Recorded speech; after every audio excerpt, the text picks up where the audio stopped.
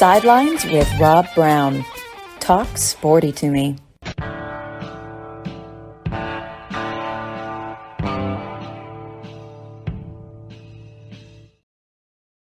right, Rob Browne here with you on this Friday morning in Memphis. A lot of rain coming through this morning. I don't know wherever you are. If you're living in the Southeast, and we got a lot of listeners all over the country, all over the world because of the internet, but wherever you are, pay attention to the weather because, man, in Memphis, it is just a red wall of thunderstorms coming through. Kind of weird, but when they come through January 12th, like it is today, you better pay attention because tornadoes, there are a lot of tornado warnings and watches being issued and lots of rain. We've been saying we needed rain for the duck hunting, and by God, we're getting it, a lot of it.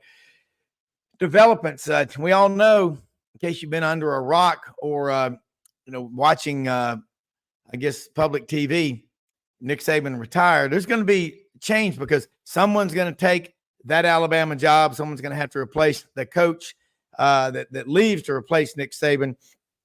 There'll be assistant coaches going everywhere. There's already a lot of movement. If Bo Davis, the defensive line coach at Texas, is leaving for LSU, like we're hearing, he would have liked to have been back at Alabama. That's always been their mainstay. Freddie Roach was there this past year, but there's going to be a lot of movement in the aisles. Assistant coaches, head coaches, and all. Hey, Sidelines here 25 times a month, over 300 times a year. Repetition is the mother of all skill, as Ben Troupe knows. You get those jug machines out there, whatever, shooting the balls. You catch so many balls in practice that when you do it in a game, it's almost like it's surreal. You've already done it. Look, I want to say something real quick. Take care of yourself.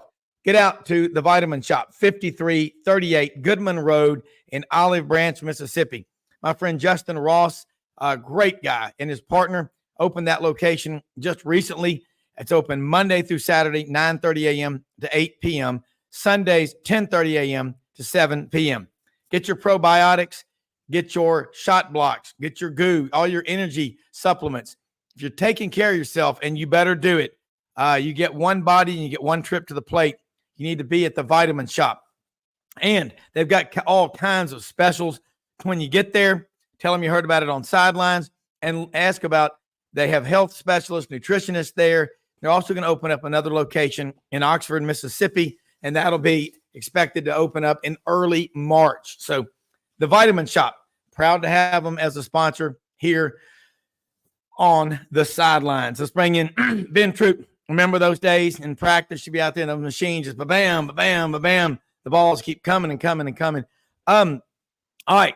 Brendan Martin sent me some stuff last night. Franz Beard and I were talking last night. You were in bed. You go to bed at like 8 is what I heard. I go to bed usually, but on every Thursday we got the Buddy Martin show with myself, Buddy, Franz, and Lauren Meadows. And the thing about Buddy's moved recently. Buddy done moved up in the world. Buddy done moved to the Panhandle of Florida, about 2 hours south of Tallahassee, making new friends. Got a fiance. Now, I don't know. Every time I see Buddy, I said, man, you done changed, man. I mean, you trying to walk around here like you ain't got no money, Buddy. No, you ain't. You moving. Got a different. But I'm so happy for Buddy Martin, man, and being on this show with him every week. I could never ever tell him thank you enough. I mean, when he first asked me to come on, man, it's been about 2 years now. You know how you got to play it down, Rob, like you don't know who these people are. Oh yeah, Buddy Martin. Who don't know who Buddy Martin is? Like if you in the media anywhere in the southern region. Really around the country. Exactly. He's known nationally. Yeah, because I will tell you this. That's how I found out about you was Buddy. And, Brendan knows this as his son, but Buddy has helped so many people and mentored so many people. And it's just unbelievable. The number, Rick Riley, Woody Page when he was at the Denver Post, the sports editor of the New York Daily News, St. Petersburg Times. And I was on his show, I guess it was Wednesday. Golly, Wednesday night, Frank Duffy and I were on. He always say he'll say I was on. I was on with my buddies over there at Sideline, Rob Browne. What's great about that is though, when you get into this industry, no one tells you about building alliances, having people in the industry that you can call on, but that respect level. And the thing about Buddy was from from the time I came on this show, he was talking about sidelines. And in Buddy's mind, he said, Ben, he was like, Ben, you went on sidelines yet? I was like, no, you ain't gave me, you ain't gave me. And once I said it, he goes, oh, but I will say it's because Buddy Martin is a very, very honest, transparent gentleman who, when everything was going on, around the Black Lives Matter stuff, and Buddy was, him and friends were like, look, Ben, I'm not gonna sit here and pretend like I know what the plight of what you deal with, but the respect I have for you, the least I can do is listen. Say, oh, and I can gain a better understanding. And to me, even I know we're gonna get into Coach Nick Saban. We was talking about him yesterday, and when people say, well, what is the moment that stands out? I was like, good God, when Nick Saban close your eyes and point. He got so many of them. Yeah. I remember him walking through the streets of Tuscaloosa with his team, leading the charge with the Black Lives Matter. And to this day, he probably don't understand what it is. But he goes, if it's important to them, it's important to me. And the one thing I know about Nick Saban is any player that's ever played for him loves that dude to death. They're like, listen, man, I am a better man. That Musa Muhammad story when he was at Michigan State stands out to me because people always go, why you give him another chance? What? This man went on to become a all-pro receiver, a Hall of Fame type career, And he goes, that would have never happened if I just take a mistake that he makes when he's in his late teens, early 20s, and kick him out, get rid of him. And I think that's the brilliance of, you talk about them juggling machines. I remember Nick Saban saying, whatever it took to get here, it's going to take that and more to stay here. So whatever it took to get here, it's going to take that and more. And he walked away on his own terms. I think that's the greatest thing in sports. I used to think was Hall of Fames or Super Bowls, national. Man, the game did not pass you by. I told the game I'm leaving, and the game was like, whoa. You gonna leave? Yep. Tiki Barber is probably not gonna be a Hall of Famer. His brother Rondé Barber is. Yeah. A Hall of Famer now.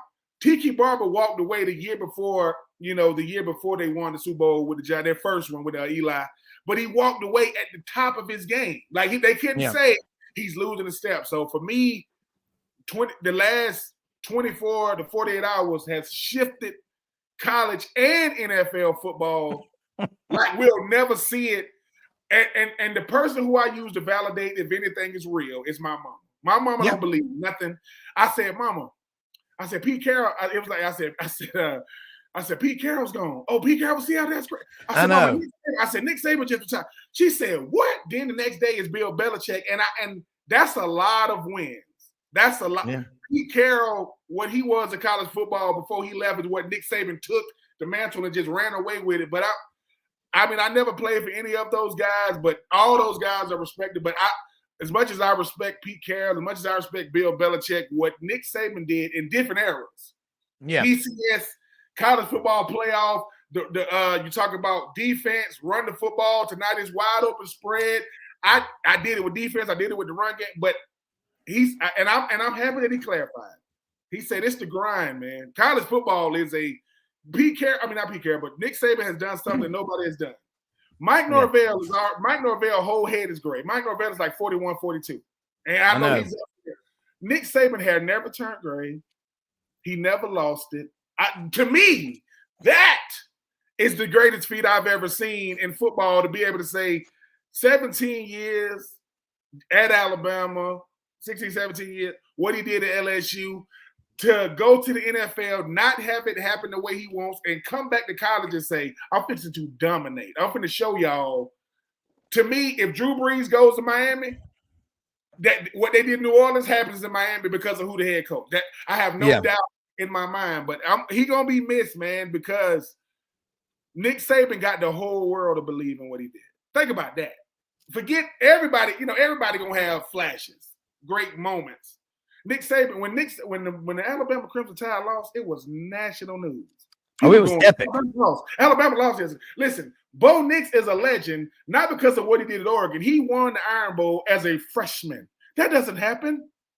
People like, hey man, you went to Oregon, but you went to Auburn, right? You beat Nick Saban. Yeah, how did you do that, man? Sit down for a second. Get you some beer. That's gonna take he's gonna. Franz Beard said it last night, and I repeated. He said, "Look, man, He said, there's a difference in being great and being the greatest. Nick Saban is the greatest. You got some, and he's not in that room by himself. I mean, you're gonna have God rest both of their soul. You talk about, difficult. I mean, I know that Coach Spurrier will be in there. Coach Bowden will be in there. Coach Paterno will be in there. And you're not gonna get that many wins anymore. 300-something wins. Ain't nobody gonna say Brian, that. But Nick Saban did it in a way, Rob, to say, he goes, I won how many championships? Oh, I won 6 at Alabama. I won 1 at LSU. But you ask Urban, you ask Dabo, you ask Kirby, you even ask Harbaugh. If you won it, you had to deal with me. In some way, shape, or form, Urban had to deal with me at Florida and Ohio State. Kirby, you think Georgia is what it is because of, you don't think Kirby's saying this is how you do it? Because I saw the best do it, the greatest do it. So like I said, man, whoever's going to be next head coach at Alabama, don't even get a seat. Don't even sit down. That seat going to be so hot. And listen, I'm going to say this. There is no replacing Nick Saban. Stop it. Who's it? Replacement? No, you can't replace that. You can be the next head coach, but no, man. Yeah. Alabama. No. So No, it's not going to happen. I mean, and I just put this up here. Bryant and Saban coached at Alabama for combined 42 years, 13 national championships. Crazy. It is crazy. And, Franz last night, and Billy Roberts and I were talking with Franz. He called, and I brought Billy in on the conversation. He said, think about how hard it is to replace a legend. Now, Lane Kiffin's name is being bantered around as the possible replacement for Nick Saban. I think he's got a national championship caliber team at Ole Miss coming back. He ain't walking away from that. I don't see him leaving. But anyway, something Lane Kiffin's done, he's replaced 2 legends. And give credit to Franz Beard, GatorBaitMedia.com, part of the Buddy Martin Show, the Gator Cabal that you're part of, and Allie and Franz and Brendan. He said Lane Kiffin replaced Philip Fulmer at Tennessee after 16 years and 148 wins and a national championship, couple of SEC titles. He replaced Pete Carroll at Southern Cal, okay? He knows what that's like, and he's the son of a coaching legend, Monty Kiffin, who knows a thing or two about defenses. So he said, here's the one guy, you want to name a coach who successfully replaced a legend, and it'll blow your mind, but it's Dr. Tom Osborne. He replaced Bob Devaney, who was at Nebraska from 62 to 72. We always talk about the cradle of coaches being Miami of Ohio with Woody Hayes and Jim Beckler and Ara Parsegan and so many. Yep, great coaches, all of them. But think about the University of Wyoming, Bob Devaney, Fred Akers, Pat Dye. There have been a bunch of them that went to Wyoming and Laramie, home of the National High Altitude Performance Center at about 7,300 feet. It's a pretty cool place. So Lane Kiffin, he's done it twice, but Dr. Tom Osborne, who's still living, has a PhD in psychology. And I'm telling you right now, let me say this. Sonia Lewis is a really cool lady in Parkin, Arkansas, works for the city, Ben. She is a huge NFL fan, okay? She had a brother that worked for the Vikings. She lives in Parkin, Arkansas, grew up in the country. I love this woman. She cooked for us recently white beans with smoked turkey tails and smoked turkey wings, turnip greens with smoked turkey tails and turkey wings. She did that for the turnip greens, the white beans, and she did cornbread for us. This woman is unbelievable. She's a huge New England Patriots fan. I've told her about Ben Troupe. Talk to Miss Sonia. She grew up in the country. Her dad, rabbit hunting. She grew up eating wild game. She's going to make us some duck dressing. I've got to take the duck tour today. But I said, when Ben's on, let's talk about some New England Patriots. Where are they going to go from Bill Belichick? Because him and Nick Saban, as Belichick said, not too bad for a couple of old croats, Croatians. I mean, they're pretty good. I don't know how popular college and pro football is in Croatia, but they gave us 2 of the greatest coaches ever. So tell Sonia what you know about the Patriots and what they might do and where Bill Belichick may end. Maybe Atlanta, but go ahead. Yeah. Well, first and foremost, Sonia, listen, you're going to have to learn how to ship some of that food overnight. I don't know how we got to make that work because my day job is, being a media personality. My part-time job is being a food taster. I taste foods all the time. 2 reasons. One, because I love food, and 2, I want to make sure don't nobody get sick. So we'll talk about that on another show. But Bill, where do the Patriots go from here? Man, the church. Because I'm telling you, what Bill Belichick did in the National Football League has never been seen before. Never. And the thing is, when we talk about culture, Robert Kraft is one of the greatest owners of all time because he made the greatest hire, right, of all time, in Bill Belichick. Because the thing about it is, I would love for Bill Belichick to come to Atlanta because Atlanta lacks what New England has always had, and that is culture. There is no culture in Atlanta. This is how bad the culture is in Atlanta. When you go see the Atlanta Falcons play on the Jumbotron when they get ready for the game, you know who comes up there and gets the whole crowd ready? Dion. Not a current player. Prime time. There are listen. You know how many fans at the thing saying, "Why they got the Colorado coach up there?" They don't even know he played for the Falcons. But Sonia, when it comes to New England, that's a dynasty. That's a different. We talking about the Georgia Dome. It used to be the Georgia Dome in Atlanta. They blew it up, and now they got Mercedes-Benz. You got to look at New England. You got to blow it up, blow up Gillette, and start anew. And you got to do this. You got to not talk about Bill Belichick in the building because nobody can live up to that. I know that's hard, right? I know it's hard. Because whoever that coach is, I don't care if it's Mike Vrabel. I've heard some names being thrown out there. Oh, I see you. So you said I'll work something out, but yes, we'll definitely get something worked out. I just know for a New England Patriots fan, I don't think it's going to get this bad. But when you talk about what New England was, and Sonya, I don't know how long you've been a Patriots fan, but when the old Patriots that they just had the red, white, and blue colors, what they got them colors for, who plays for them, I could see it getting back to that for a year or two. But just like Alabama, you got to know New England is a different beast, man. The best organization in the National Football League is the Pittsburgh Steelers. That's the best one. I agree with that. That is the best one.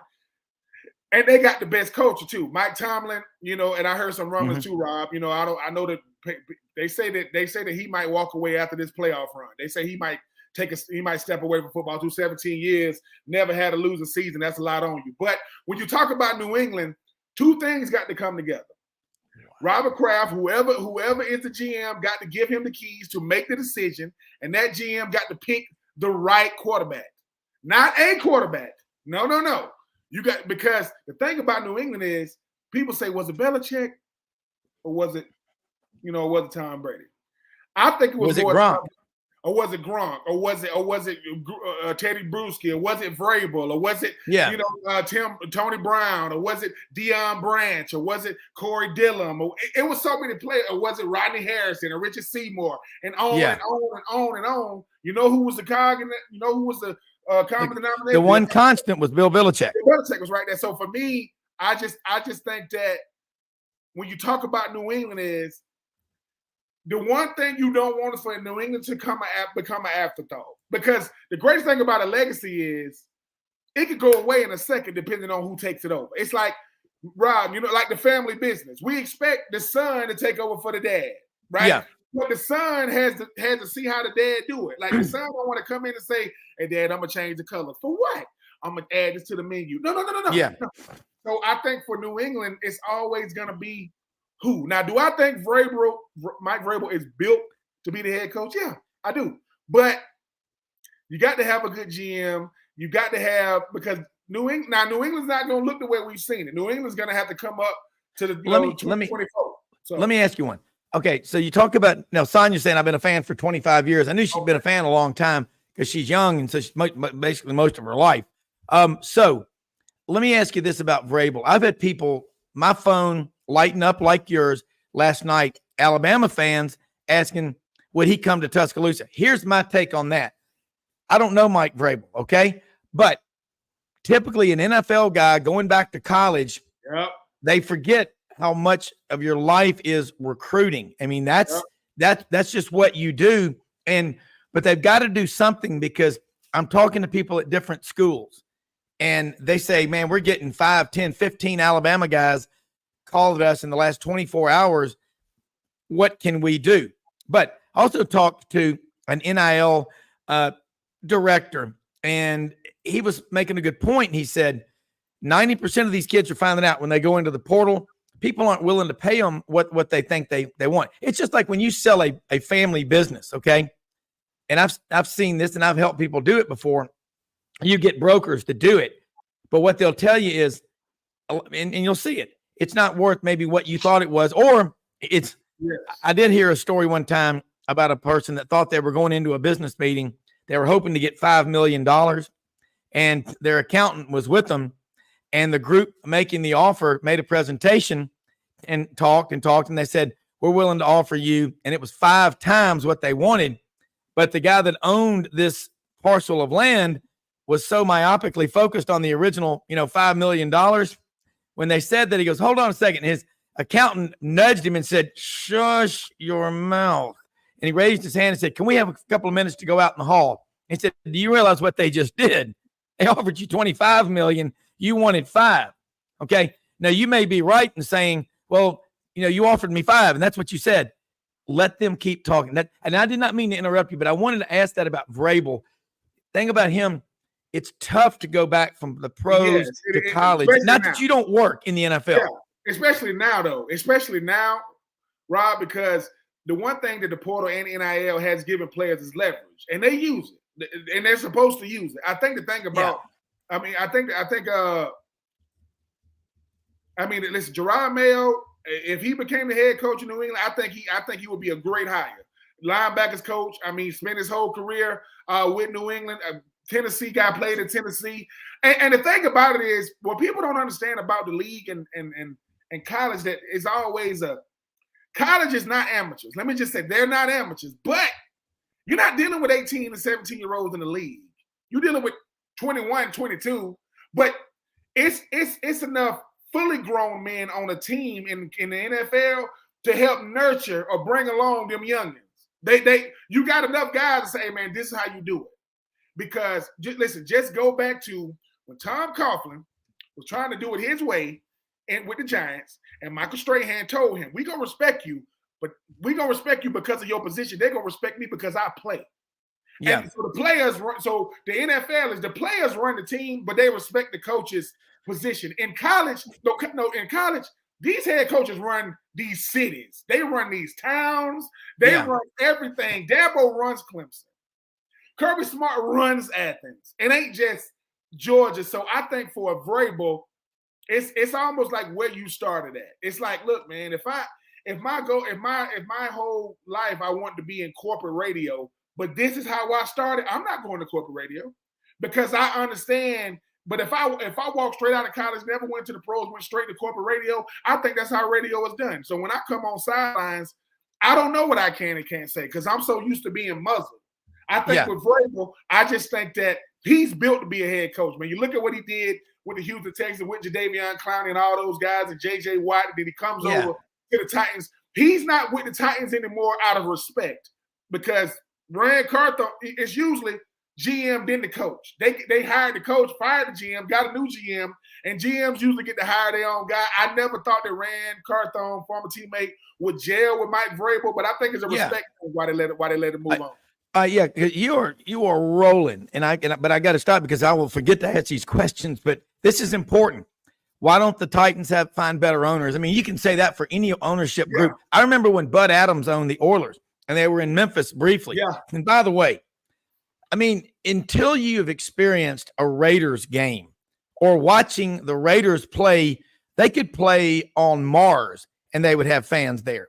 The Raider fans came to Memphis back in the early 90s when the Houston Oilers were in Memphis before they moved to Nashville. But it's brilliant marketing to be the Tennessee Titans because I got a lot of friends that are season ticket holders up there. And you go down Broadway to Nissan Stadium. Oh, my God. It's an awesome venue. And, I grew up. It's so weird, Ben. I grew up a Cowboys fan. in Memphis. Of course, back in those days, you had 4 channels, and then we got that circular antenna when we got UHF in the late 70s, channel 24 and channel 30, WLMT, WPTY. And so I go back to watching pro football. As much as I love college football, but what makes you love pro football is when you follow it. Fantasy football, Shoney said this, it's the new bridge for females, like the card game bridge. And you really follow the teams when you're vested like that. Okay. You're paying attention when you're watching that running back or that receiver. But what makes pro football really work is when they start playing some Saturday games and when you get into the playoffs. And but the Raiders fans, my God, but I don't know what it is. Al Davis. They're the best by, listen, it's like this, Rob. If a team is great, it's easy to get fans. When a team is bad, right? That's when you know who are fans for real. And it's like the Raiders. I never played it down when I was out there with the Raiders because I had plantar fasciitis, I had a bone, I had a heel bruise and all this. I went to what I would consider a hole in the wall restaurant in Oakland, California. No, in San Jose, California, by myself, just eating something. The guy, I'm in the corner, I ain't bothering nobody, I'm eating. The guy comes up to me and goes, "Listen, man, I don't want to bother you, whatever. You could just, if you don't mind giving me an autograph before you get out of here." And he looks at me and goes, and listen, and I'm giving him that look like you don't know who I am. He was like, "Ben, I know who you are." And it's like to me, Rob, it's like, look, number one, I want to say that Gerard Mayo is the new head coach of the New England Patriots. So he is. So congratulations to Gerard Mayo. And listen, remember where he played? Tennessee. That's right, linebacker at Tennessee. And is he from Dalton, Georgia? Yes, I remember when he committed. Speaking of owners, Andrew, why would they listen? I don't know, Andrew. Wow. Listen, Bud Adams was a hell of an owner. Yeah, it's hard to may he rest in peace. It's hard to replace wisdom. Anybody can own a team. Anybody can own a team, but I just think that I got so much respect for Robert Kraft for already making Gerard Mayo the guy. I respect that. And listen, if you don't think, and unfortunately, if you don't think the success of DeMeco Ryans helps a guy like Gerard Mayo, it does. Yeah. Because the thing about the NFL is something we don't talk about. I need my coaches to get younger to be closer to what they coaching. Because the league is getting younger and younger. And I don't want Gerard Mayo to listen to the same music as his starting quarterback, but I want him to resonate because you got to have those conversations. You got to have those type of things when you talk about college and pro. But college football, people, will never be this. Well, let me say this. College football will never be the same because we're moving on. But when one legend moves on, you make way for another legend. We never thought we would see anything close, to the production of a Jerry Rice. Here comes T.O. Here comes Calvin Johnson. Here comes Randy Moss. We never thought we would see anything close to as great of a running back as a Sweetness, as a Barry Sanders. Here come LaDainian Tomlinson. Here come Adrian Peterson. They're not the same player, but we never thought we would see anything like a Michael Jordan. Here come LeBron. Here come Kobe. So you always gonna have different parts, and like I said, when people say, will anybody ever live up to the legendary status of a Nick Saban? No, but Nick Saban was chasing Bear. Yeah. Look at who he was chasing. So listen, I'm wishing Gerard Mayo nothing but the best, but when it comes to, it's like this, Rob, if somebody would have told Rob, you coming out of college, do you ever think one day you will have your own show to where it would be called? You'd be like, because we didn't see radio or media coming this, but here we are. And so, hey man, Paul, will Bama make a run? Will Bama, who is DR? DeMeco Ryans. No. I'm gonna say this. No, I'm gonna tell you why. They gonna call it. Do me a favor. Hold that thought because we're gonna take a break and Vince Ferrara is going to join us from the Sports Animal up in Knoxville, Tennessee. He covers the Tennessee Vols. He's from Tampa, but I want to talk about that right after we come back from the break because DeMeco is from Bessemer, home of Bo Jackson, home of Jameis Winston. something in the water down there. It's also the home of Bright Star Restaurant, one of the great Greek restaurants in the Metro Birmingham area, home of the famous snapper throats. We'll be right back with Sidelines after this quick break.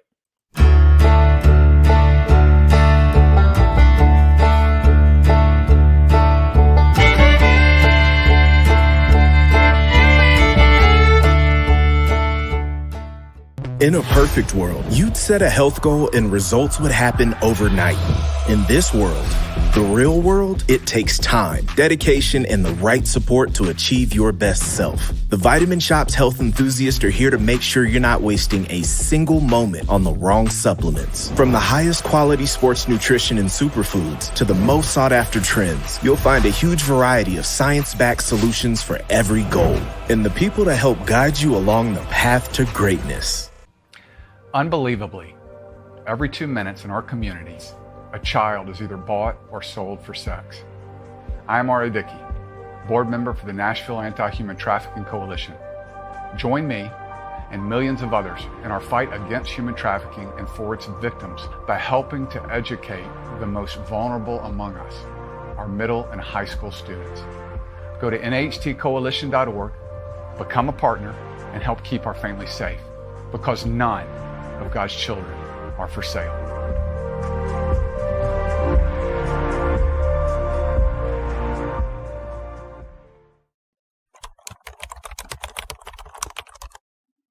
Curve everything else. Win, win, win, win. These ops ain't lit. Mommy. Win, win, win, win.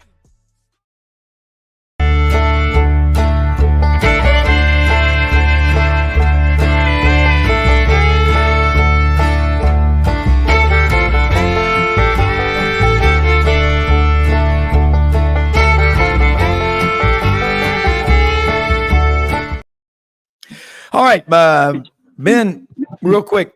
Vince Ferrara, we're talking a lot of talking some Titans, some NFL. We're going to be college football with Nick Saban and all, but just real quick in about a minute or less, D'Amico Ryans. A lot of people are asking, will Bama go after him?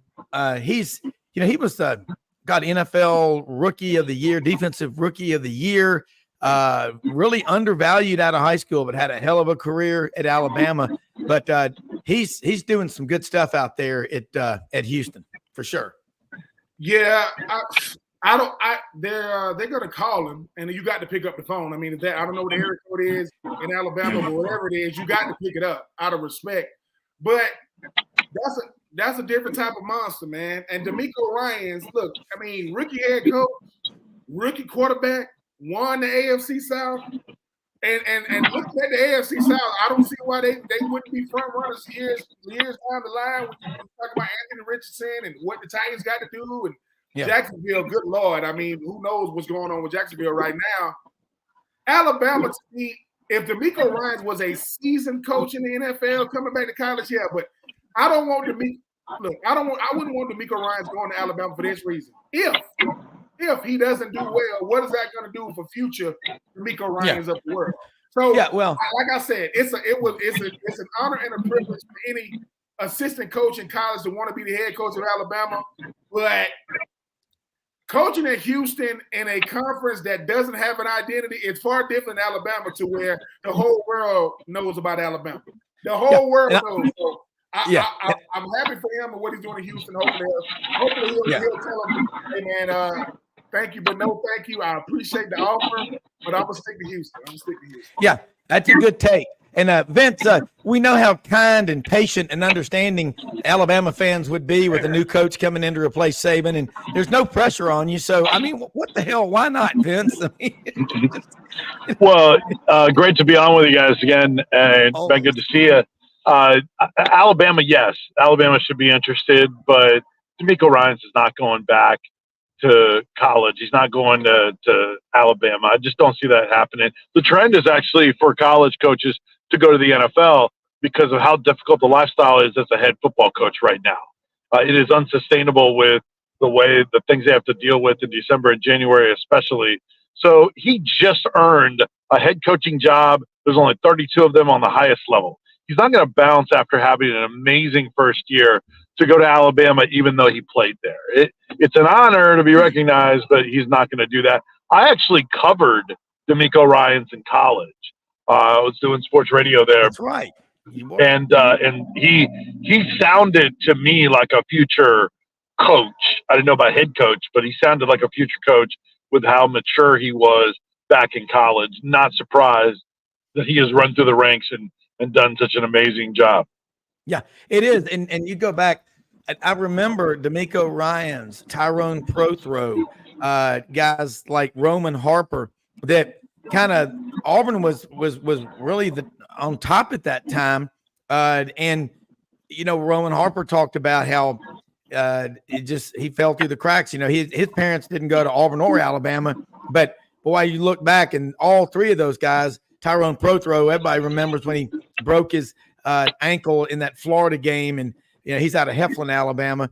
But I remember D'Amico's college career like it was yesterday. It's really cool. Vince, let's get started here. There's a lot been going on the last few days, and about Nick Saban retiring. And I listened to Paul Feinbaum talking about it yesterday on his afternoon show on the Color TV, and he said Alabama coaches that lose at Neyland in their last appearance at Neyland, Coach Bryant, that was it. He was out at the end of that year. Doesn't mean that that's what gets you fired, but it's ironic that the last time Nick Saban played at Neyland, Tennessee broke a 15-game losing streak.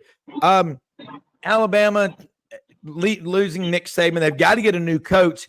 You see an opportunity for Tennessee to come in with, you know, Nico Iamaleava. I butchered it. I'm sorry. Put it right up there with DJ Uiagalelei. I got it right. But you see an opportunity for the Big Orange to come in there and give him 6? Yeah, potentially. I mean, when you didn't see that window, there wasn't a ton of hope when Saban's in that role. So at least now there's a crack in the door. Whether Tennessee or anyone else can bust through it, there's that potential, and at least there might be something there. Because you're not going to have that kind of sustained success of Saban. Those are just so rare. We'll see what they do with it, but you would expect to drop off. Another part of it is what does Alabama's roster look like? The transfer portal is open for all those players for 30 days.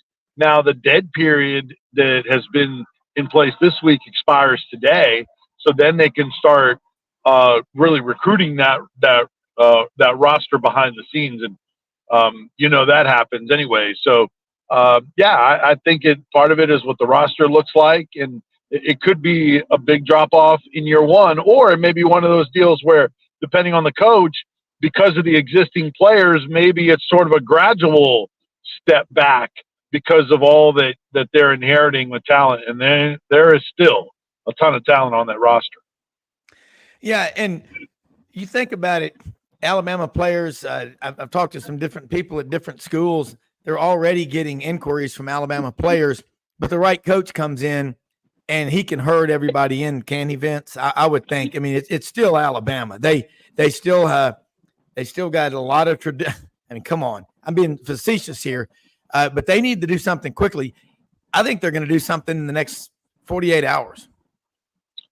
You would expect them to be ready to go. I don't think even though Oregon and Dan Lanning put out that video saying he was going to stay, I would be surprised with Greg Byrne running that coaching search and it's just him, that we run through what Alabama dealt with before they hired Nick Saban, what Tennessee has done numerous times, where publicly everybody is saying, I'm not going anywhere, I'm not taking that job.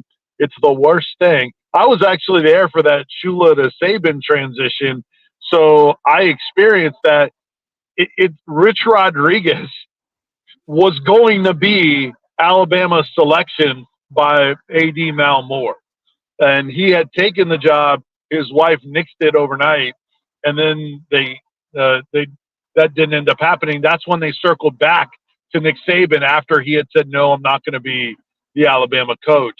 So after that Dolphin season, so these coaching searches, man, you never know. The timing of it is so important, and they don't always make their top choice isn't always the right choice, but I don't think they're going to go through a public, no, 7 or 8 choice. that's who we're bringing in. I expect Greg Byrne he will keep it tight. We had Chris Stewart on, who is fantastic from the Crimson Tide Sports Network on our show yesterday.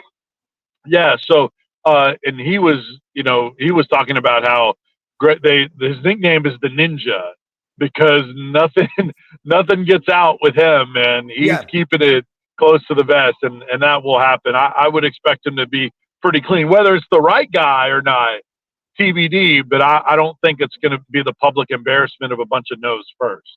Yeah, and everybody, it's counterintelligence, and I referenced a series of books. There's two books. It's called Bodyguard of Lies, and it's about the American deception and planning for the Allied invasion of Normandy Beach, 6 June 1944.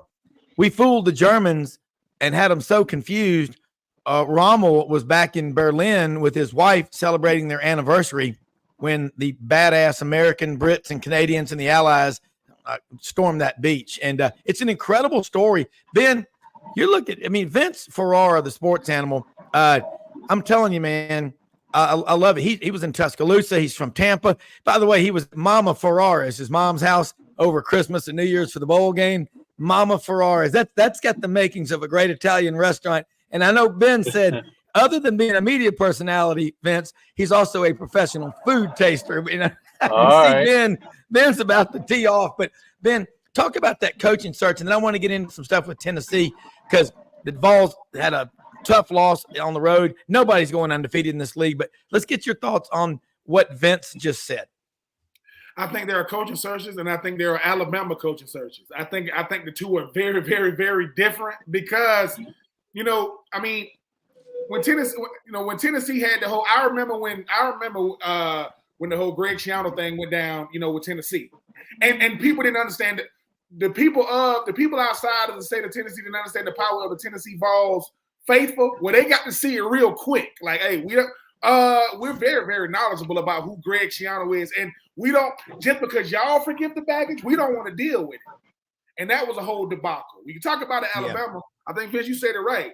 Even if you get the wrong guy, it's got to be look like we only asked one. We know they asked more than one, but perception is everything in college football. None bigger than in Tuscaloosa. So when you talk about Alabama, the people go, how did New England already have Gerard Mayo? He was in-house, and everybody knew he was probably the last year for Belichick. You think Alabama can talk about this being the last year for Nick Saban during this? They can't do that. They have to wait. But I do think that when you talk about a coaching search in Alabama, because we know you cannot fill those shoes, because listen, we didn't ever think we'll see another Bear Bryant. Here comes a Nick Saban.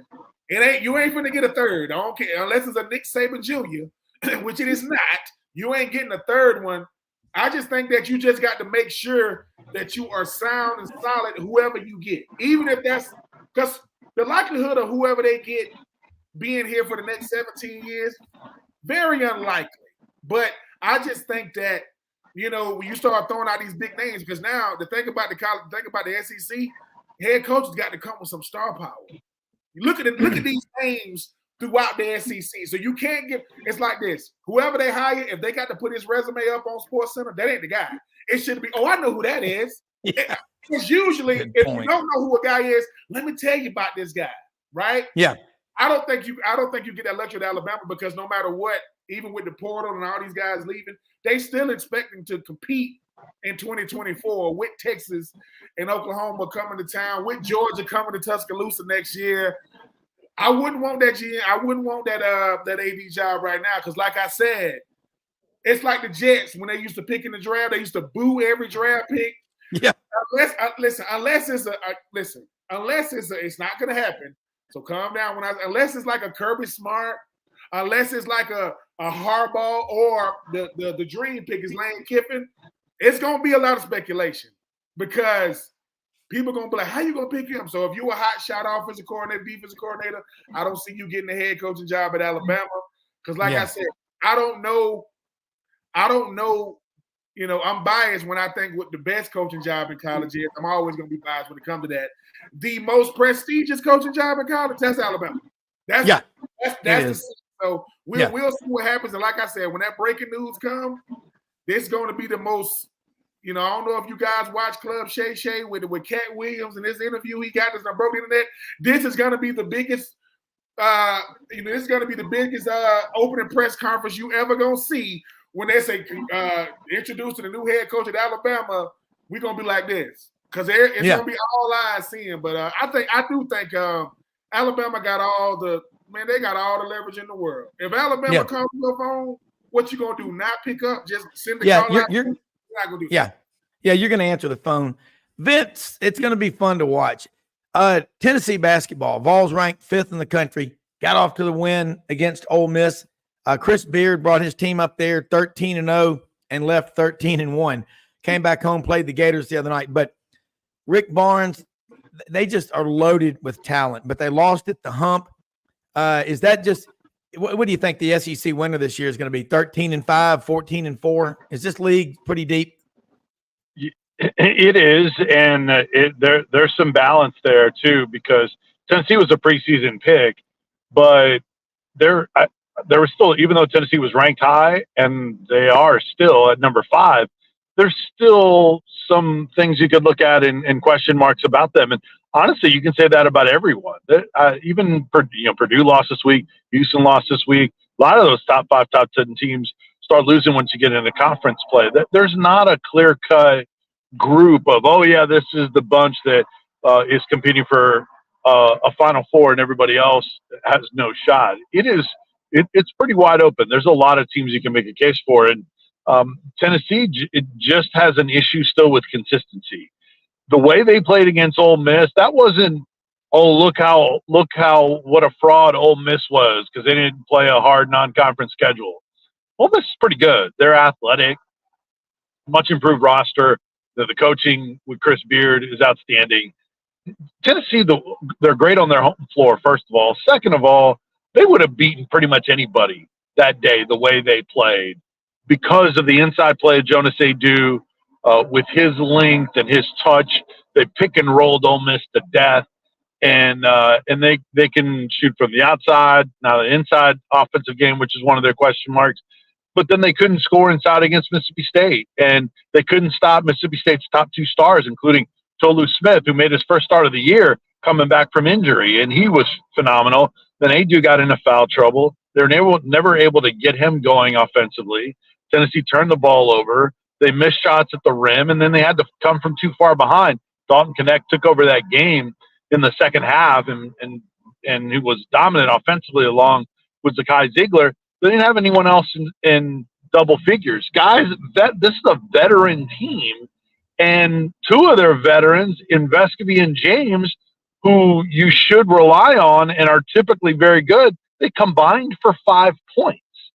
It was just strange to have veterans that Barnes wants to count on to not come through. So the inconsistency is still there with this team. They have the upside to beat anybody when they put it together.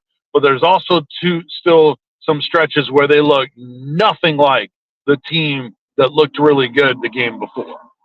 Yeah, and Vince, Tennessee basketball, Chris Beard talked about that atmosphere at Thompson Bowling Arena.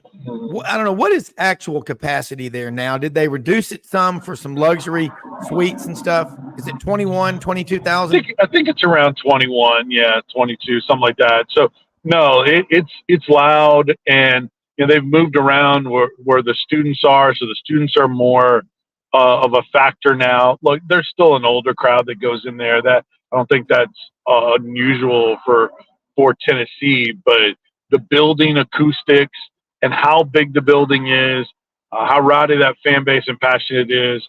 Man, it's a football school, but boy, they still care about basketball, and they still get people in that building for basketball.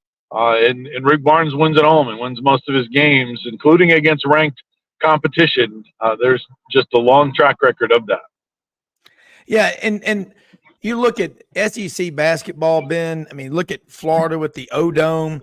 They've got to do something for that, but they've got them a good coach in Golden. I think they're going to be good. But SEC basketball, after 2014, when the SEC network came in, Mike Schlive told everybody, you better ramp up and improve the product because ESPN, SEC network are going to expect to see competition not just a bunch of, club and baby seals type of games where you've got 2 or 3 good teams and everybody else is just out there in the fetal position. I think it's a great product. Is it the best? I think the Big 12 is. Yeah, it is a great product. I think the thing about the SEC is there's too many ebbs and flows when you talk about basketball in the SEC. I get it. Everybody wants to talk about Calipari and what they're going to do. Kentucky has really become the Dallas Cowboys of college. Wait till this year. And it just doesn't seem to happen. I think that, I still think Bruce Pearl did his best work at Tennessee. I know he has, every year he's going to do something with Auburn. It kind of comes up short. But to me, Tennessee has been the team to watch in the SEC as of late. And the thing about it is, it all comes down to how do you look going into the SEC tournament? How do you look going into the tournament? I mean, what you do in the regular season is great. It's going to have some great moments. But the SEC tournament, whoever has the momentum coming out of it, and how do you look in the tournament is all because the thing about the Tennessee Vols is, man, it was a kid by the name of Amani Moore that played there from Swainsboro, Georgia, at Tennessee. Undersized, kind of like an undersized forward, not quick enough to be a guard. And when he was there, I used to ask him the same thing. I said, "What is it about Tennessee, man?" He said, "It's the moment.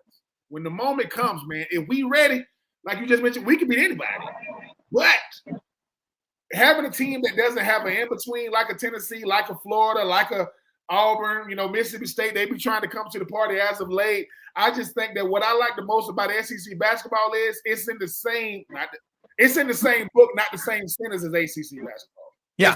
It's not the same sentence yet, but that's more blue blood too, though, right? Like Duke or North Carolina didn't make the tournament, which is crazy. I just think that for me, I do want to see more consistency on the big scale. When they do the SEC Big Ten Challenge. Yeah. Because the thing about my Gators in particular, we can look real good, and then we can turn the TV off.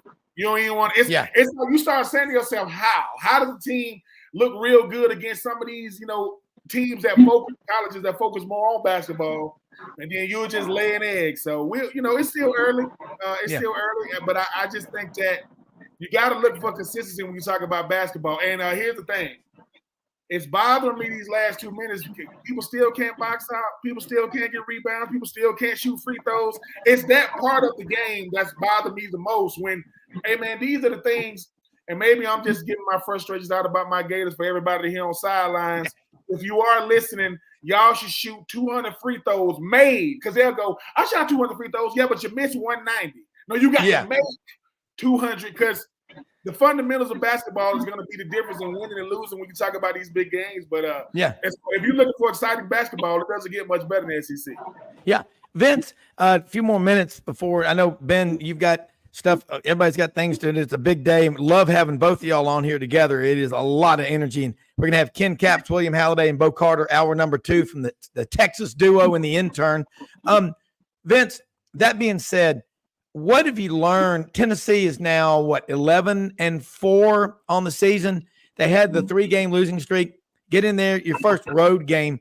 Rick Barnes was at Texas 17 years. He was at Clemson. He wins everywhere he goes.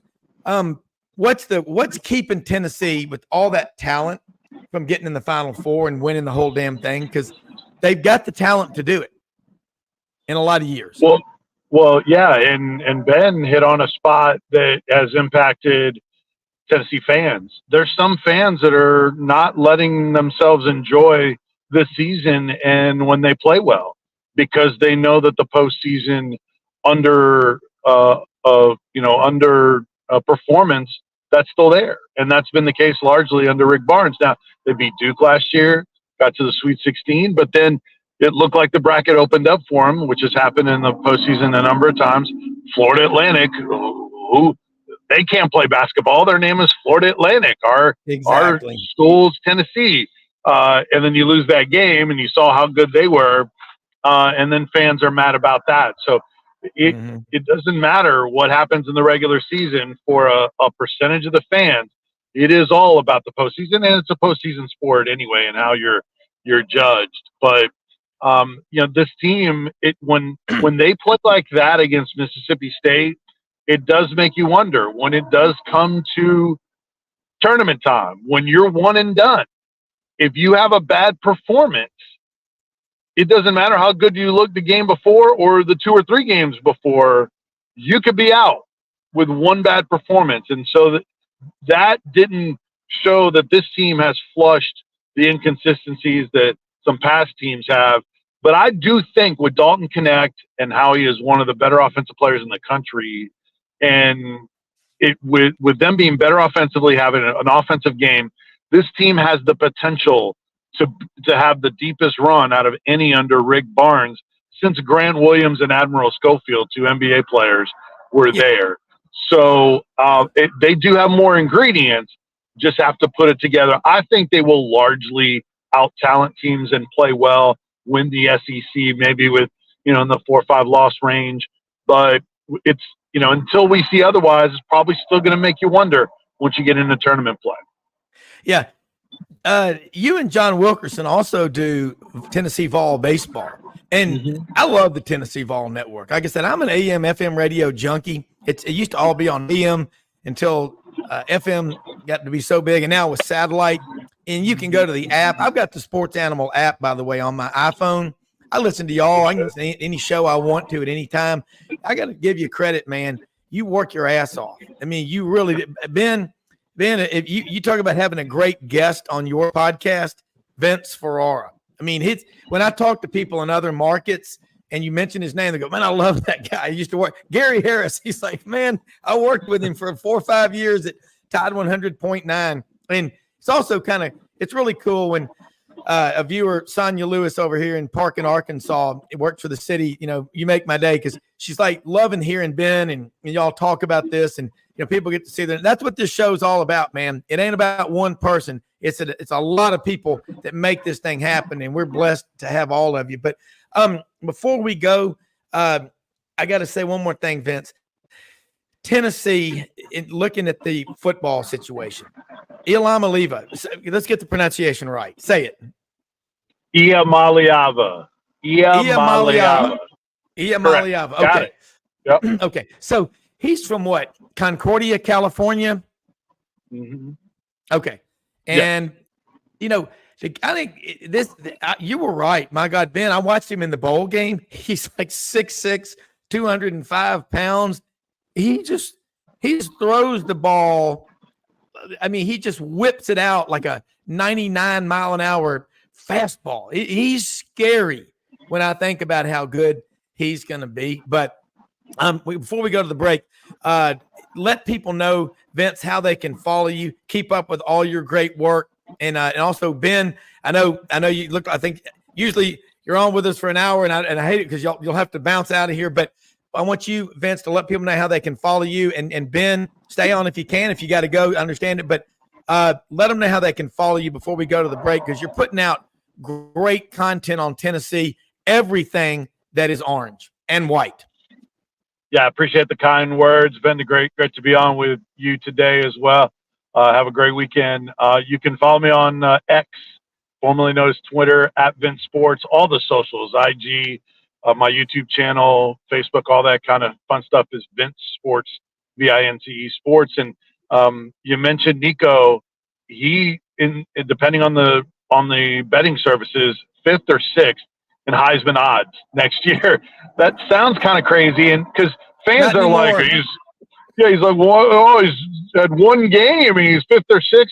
Well, it's not that it's one game. If he was a 3-star, nobody had ever heard of him before the bowl start, he wouldn't be in that spot. It's because of who he was, and he's a 5-star, and you're projecting talent. Oklahoma's Jackson Arnold is the same thing. He had his first start in a bowl game. He had the same odds. So it's who you are. It's like basketball. Basketball, you have a bunch of Kentucky guys and SEC freshmen that are on first team. Why? Yeah. Because of their upside, because there's not enough established players that you feel good about, especially with the portal. So that was noteworthy this week too. And the portal is always ongoing. So we'll talk about that next time you have me on. But go to our website too, 991thesportsanimal.com. Go to the podcast section. You can hear that. Had an interview with Mike Mayock from Westwood One, former NFL draft analyst. We broke down all the weekend Super Wildcard weekend games. He'll be calling Rams and Lions on Westwood One this weekend. So awesome conversation with him. That's on the Vincenzo's View podcast, which you can get on the website or subscribe to it anywhere you get your podcast. I love it. It reminds me about all the craziness of a line in a Jamie Johnson song, "Crazy was my new norm." That's kind of where we are in college athletics right now. So, Ben, if you let people know about your podcast as well. Vince, always appreciate you taking time to share with us. Means the world to us and our listeners and our viewers. Yeah, appreciate all you guys. Ben, take care. Have a great weekend. Yes, sir. All right, you too. And let them know, Vince. 84 Reasons is the podcast. I mean, no games, no gimmicks, just reasons. I always talking to current, former, and future Florida Gators. My guest I have this week is a dude by the name of Daniel Cross. He's a walk-on. His story, his daddy actually played basketball at Florida, so he's a legacy player. His story and the things we talked about on this podcast let me know why I do it. We get really, really in depth. I mean, he revealed some things early in the podcast that I think you want to hear, and his journey and the different things he's going through. And obviously, my new podcast probably going to come out probably next month or early in March. Only One Dash. Let's do life together. I think sometimes, Rob, we talk about these the world of media.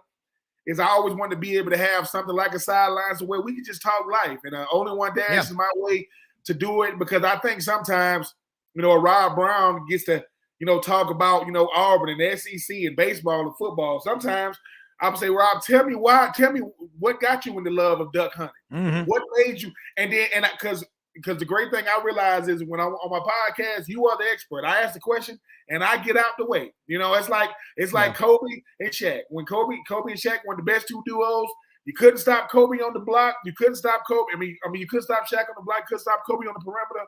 So, yeah, I'm looking forward to Only One Dash, only because I got a chance to talk to an old war veteran. And he said, Ben, just learn. He said, just don't forget about us. Just don't forget about us ones that ain't famous. And I like, man, because, we get to talking to, you see a person do what they do, and you know the person they talking to. I said, well, look, Only One Dash going to be my way to have as many comments. I feel like a Shannon Sharp. I'm a conversationalist. I'm not a journalist. Yeah. I don't have talking points. I don't have cue cards.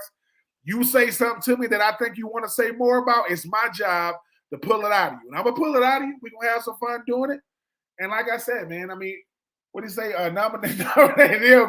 Listen, Rob, I will take the money. I do not want the response. So I'm going to get my buyout like a Jimbo, but my buyout is going to come pretty ace. It's going to be the quickest coaching tender in coaching history. I'm going to do the Josh McDaniels when he went to the Indianapolis Colts. I'm gonna get it, sit down, do a press conference, and leave. Well, look, I hope you would. I think you'd be successful with that. But anyway, look, we'll get you back on next week, Ben. Yes, thank you so much for taking time to join us. We'll take a quick break. Ken Capps, William Halliday, Bo Carter, right after this hour number 2 sidelines.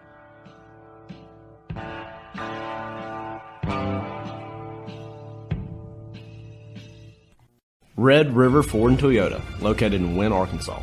If you're in the market for a new or used car, truck, or SUV, call, go online, or drop by and see them. Located 45 minutes from Memphis, go off the 4-city exit on I-40 and go north about 15 minutes on Highway 1. Easy to work with and still believe in customer service. If you live out of town, they will deliver your vehicle to you. RedRiverFordToyota.com. Just see what they can do. Strengthen your seed zone this spring with quality tillage equipment from House Industries. Located in Cherry Valley, Arkansas, House Industries specializes in manufacturing superior equipment that will minimize your downtime and keep you working in the field. To ensure the highest quality control, all design, fabrication, and testing takes place in a 99,000 square foot manufacturing facility located right here in the heart of the Delta. Locate your nearest House equipment dealer online at houseindustriesinc.com. House Industries, breaking ground. Sidelines with Rob Browne. Talk sporty to me.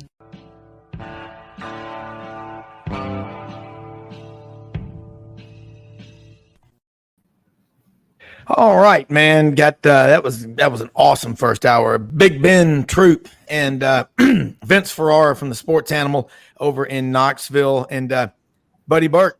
You are always better than Shannon. I mean, Ben really is. Ben is just smart. He's passionate. And damn, he knows what he's talking about. That's fun. William Halliday, the intern, sent me a text last night. He said that they're expecting really bad weather in Auburn. And we're getting it here in Memphis right now.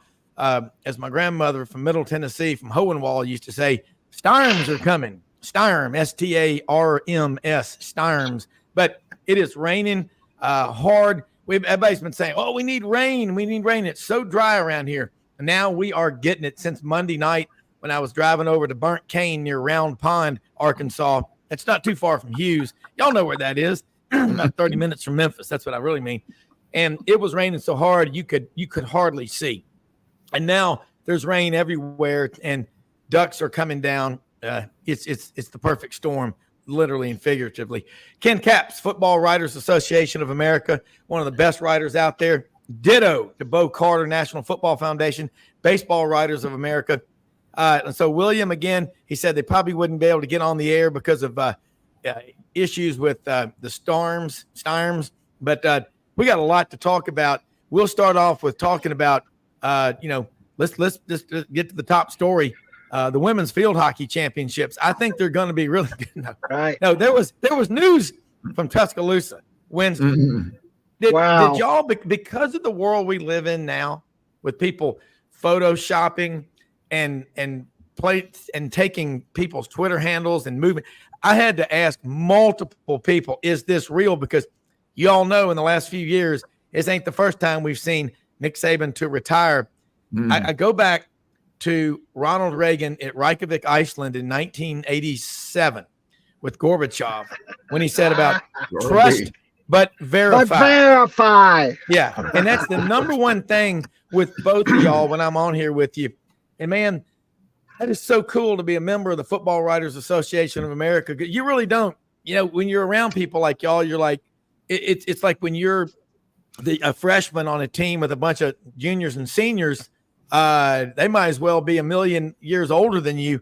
It's unbelievable, though, what there is to write about right now in college football, basketball, baseball, and everything like that. And so I know Ken always puts together like 3 or 4 points he wants to hit on. So let her rip, man. Let's go. Well, listen, Rob, good to see you, Bo. I first want to tell you, as you can see from my where I am today, I'm at the Buc-ee's on I-35 in Temple, Texas. There you go. And I knew that would impress both of you guys because I'm running down to Austin today to take my mother to a couple of doctor's appointments before all the bad weather hits down here, which is supposed to hit on Sunday. So I got an early start this morning, and it got to be about 8:30, and I thought, where can I pull over so I can be on sidelines with these guys? And there's Buc-ee's just rising out of above the mountains. Of course there are no mountains in Central Texas. So anyway, hey, good coffee, clean bathrooms. If I have to run in there during the show and go to the restroom again, I've got a clean place to go. I mean, I'm sitting here in my Jeep right out front. I mean, it couldn't be better this morning, guys. I mean, you've been to this Buc-ee's, right? One of my favorites. Great. I haven't gotten a brisket sandwich yet, but I'll go in there after the show's over and get me a couple of breakfast tacos on the way down to Austin. And we're about 60 miles away from Austin right now. But guys, let me tell you, and I sent you the story the other night. Wednesday night, when the announcement was made, Rob, you were absolutely right about trust but verified, because here's why this is so important. Okay, the Earl Campbell Tyler Rose Awards were in Tyler on Wednesday evening. Okay, and the finalists for the awards, among them, of course, Ollie Gordon, the second one, but one of the other finalists who was scheduled to be there and was expected to be there and was going to be there was Alabama quarterback Jalen Milrose. Okay, yeah. And so we're driving. Me and my best friend Joe, we're driving down to Tyler, Texas from Dallas. It's about an 1.5-hour ride, and the thing is going to start about 6. And we always like to get there early so we can hobnob with Earl Campbell and all the other finalists that are there. And all of a sudden, you know how your texts now pull up on the dash of your car. My wife texts me. I hit listen, and it says, Nick Saban just retired. And I'm like, what? Come on. And of course, I went ding, ding, ding. The first thing I thought of, well, Jalen is going to be is supposed to be in Temple right now. And so, and we're going to see him. And, but before I got around to getting to the executive director of the awards and asking her if he was going to be there, the first thing I did, Rob Browne, was verify. Okay. So where am I going to verify this? I went to al.com. If it's true on alabama.com, then it's going to be true. And lo and behold, there's the story. He's holding a meeting with his team, and it's true. So then I start texting away. My friend's driving. I'm texting away to my friend Cindy Smoke down in Tyler. Is Jalen going to be there? Well, she gets back to me. You ready for this? In the midst of this, trying to figure all this out, she gets a text from the Alabama Sports Information Department. Jalen's private plane has been sitting on the tarmac at the T-Town Airport that afternoon, waiting to take him to Tyler. Okay, at 4:20 p.m. is when she got the text, Central Time. The thing's supposed to start at 6. At 4:20 p.m. Central Time, she gets the text that he's not going to be able to be there because he's going to be attending the meeting, Coach Saban's meeting, to tell the team that he's retiring.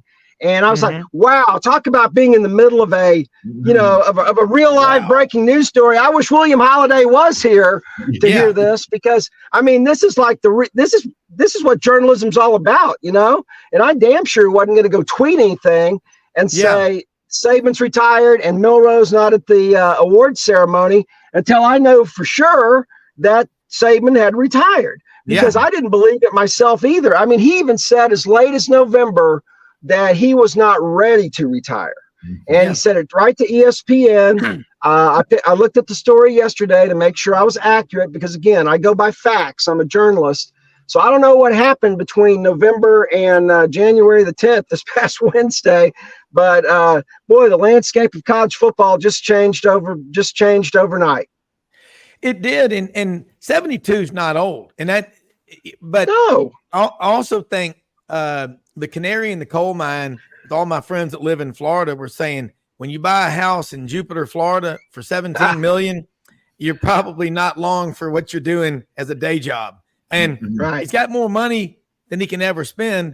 Of course, you can say that, but Mike Tyson and his trusted advisors blew through $450 million, I think. But he's making a comeback in movies and stuff. And I always liked Mike Tyson. I just think he had some people around him that weren't good influences. But Bo, I love what Ken is saying, and I hope everybody listening is taking notes, because all this information is flying at us so fast. And it happens in the stock market. Information comes out. And I remember one time 24 years ago, I think, Emulex was a stock that made broadband and fiber. Some kid living at home had copy and pasted a story, and it affected the stock to the tune of about $2.4 billion in losses that day. So what did the parents do? Go to your room? I mean, that you've got to trust but verify. Information is put out, misinformation, counterintelligence. Bo Carter, as a journalist, as a teacher, as a professor of knowledge, isn't this a great example, what Ken just talked about, to teach your students? Certainly. And we preach, brother. Buddy, another quick story. We were on there's a Zoom call that several former PR people, Bud Ford, Ken knows. Eli Gold is on this call with us occasionally. Oh, gosh. And we're on there about 4:15, and one of the guys is one of the participants says, "Oh gosh, look, breaking news! Nick Saban has just retired." And we said, "What?" And then about 5 minutes later, somebody said, "Well, Paul Feinbaum said it on his weekly, on his daily show." Well, if Feinbaum said it, it's got to be true. Right, there you go. But anyway, and then AL. My old buddy. But no, it's Ken and Rob. You're exactly right, man. There's so many rumors, and we all speculated the NIL and transfer portal probably had a great effect on his retirement, I think. Well, and I think too, the but every year around this time, we get those kind of misinformation tweets and everything, right, guys? Nick Saban is retiring, and normally it's coming from the Auburn fans or the Tennessee fans or the Florida fans, and they're just trying to stir up trouble, and it's complete misinformation and BS, which is a real term here in the journalism world. And so when you first see that, and again, my wife, remember, we stayed in Tuscaloosa with my wife's relatives when we went to the Texas-Alabama game to cover it for football writers. And so they're right there on top of it. And so, they're getting the news straight from T-Town, straight from Bryant-Denny Stadium, for Pete's sake. But even then, I wanted to make sure that, this wasn't just somebody trying to stir up some trouble before I got out there. And, that's when you start making mistakes like that as a journalist, by trusting somebody else's information, it can ruin your credibility pretty fast. And the only thing I have really is my credibility. If people believe that I'm out here busting my hump, trying to find the stories, but also the facts in the stories. And of course, I knew I had this Jalen Milroe story. What I was praying for, my head was just spinning when I got that text from my wife. I thought, oh my gosh, Jalen's going to be already in Tyler, because he's supposed to be there, now basically getting ready for the 6 o'clock start of this thing. And I'm going to have this exclusive interview with him, and lo and behold, his plane didn't take off. Lord, you're talking about all these stories that you write, both of y'all. You start with the Alabama one. My phone and y'all's phones are blowing up with the possibilities. Yesterday, we had Kevin Skarbinski and Gary Harris from Tide 100.9 WVOA TV 23 does Tider Insider with Rodney Orr. True grit journalist in every respect. We talked a lot off the air and about what's going on there. And Gary said this during the segment yesterday morning with Kevin Skarbinski, that whoever the big names that you think are being thrown out there they're so obvious, they're probably not who they're going after. Well, we had Matt Dean on the show in hour number 2 yesterday, and his son Tyler is the director of scouting at Oregon after spending his second year there after being at A&M for 4 years with Jimbo. And he said, I have it on very good accord from reliable sources at 7:20 a.m. Pacific Standard Time. The Coach Dan Lanning is in his office and is not on his way to Tuscaloosa because he was standing right next to Tyler. But I think, and y'all know this, and I get so fired up when y'all are on every week. I mean, I hope Ken doesn't take his sabbatical from football because we missed the hell out of him last year when he did, because I'm just throwing a hint. I get a boatload of people that go, seriously, someone last night said, by the way, ask Ken, because he is a Renaissance man like Bo, to stay on, because we have power and we have Habermas Popham. All right, William. Yeah. All right, the internet works in Auburn, Alabama today. Yay! Yeah. Hey, Ken, go back to what you said a minute ago, that this was a great learning moment for William. One of y'all two said it about the Nick Saban story and how things were happening so fast. Kind of walk William back through that, and then I want to get William's response. Okay, William, I got to tell you what happened on Wednesday. This one, I'm serious. I thought about you in the middle of all this, because I thought, I wish he was sitting here in my Jeep Wrangler with me, driving to Tyler, Texas, when all this is going on. So, and unfortunately for the audience, I'll repeat it, but I'll make it real quick. So the Earl Campbell Tyler Rose Awards were Wednesday night in Tyler, Texas. Jalen Milroe was one of the finalists for that award. He was supposed to be in Tyler. Okay, that's in East Texas. So if you fly from Tuscaloosa to Tyler, that's not going to take you very long. Maybe an hour and a half tops, maybe. But the thing was supposed to start at 6 o'clock. Me and my buddy Joe are driving down to Tyler, Texas. It's about an hour and a half, 2 hours east of Dallas. All of a sudden, I get a text from my wife. I punch it up on the screen in my car. It says, Nick Saban's retired. I'm like, come on, how many times have we heard that? It's you and your little Auburn buddies who are always putting out that misinformation every year. So I'm just trying to make you laugh now. But seriously, so I'm thinking, oh my gosh, Milroe could be sitting in Tyler, Texas right now, waiting for me, just waiting to see Ken Cap show up and interview him. And I'll be the first guy to interview Jalen about what he thinks of Nick's retirement. But, before I let my excitement get ahead of me and start tweeting about this, and I did two things. Number one, we hear this Nick Saban's retirement story all the time. I thought, I've got to verify this. Okay. I'm not going to take somebody else's word. It may be my wife's, but I don't know where she got that information. So I'm just going to go ahead and verify it myself. So I said, where would I verify if Nick Saban had retired? So, and of course we have several members of FWAA at AL.com. So I immediately punched up AL.com in my car, and lo and behold, it was true. So then I texted my friend who's the head of the awards ceremony down there in Tyler and said, is Milroe there? Just so I could get prepped and think about the questions I was going to ask and everything. Well, this is about 4:20 in the afternoon on Wednesday, and the event's supposed to start at 6. I don't know what time the Nick announcement went down, but it was pretty close to then. She gets a text from Alabama saying that Jalen's private plane from Tuscaloosa is not going to go to Tyler, and that he's going to attend the meeting with Nick Saban announcing his retirement. And boy, to be me and my buddy Joe are in this car, man, we're in the vortex of this story.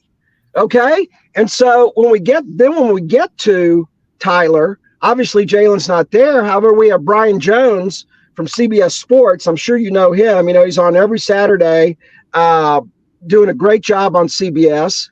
And so I immediately went to him and got his interview about what he thinks about the Saban retirement. And of course, then the biggest question was going on in the room when you're talking about Earl Campbell, a lot of Texas people there. Is Sark going to take that job?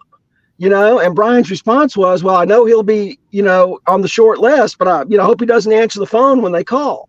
So I really did think about you, William, and just, and again, we love you and we try to help you and just wish you the best. But I just thought, man, this is such a great learning experience, a reminder for me, but something to tell William that, man, just like Rob always likes to say, quoting Ronald Reagan, trust but verify. Yeah. William, how about that? Yeah, that's quite a story to tell. It's even true. I'm sorry that it's verified. Yeah, verified, and I'm sorry that you couldn't get the chance to interview him. That would have been quite a story too, to do that. But the Nick Saban retirement, I actually found out about it because I was in a Bible study with my friends, and we were doing like a truth or like the high and low of your week of that.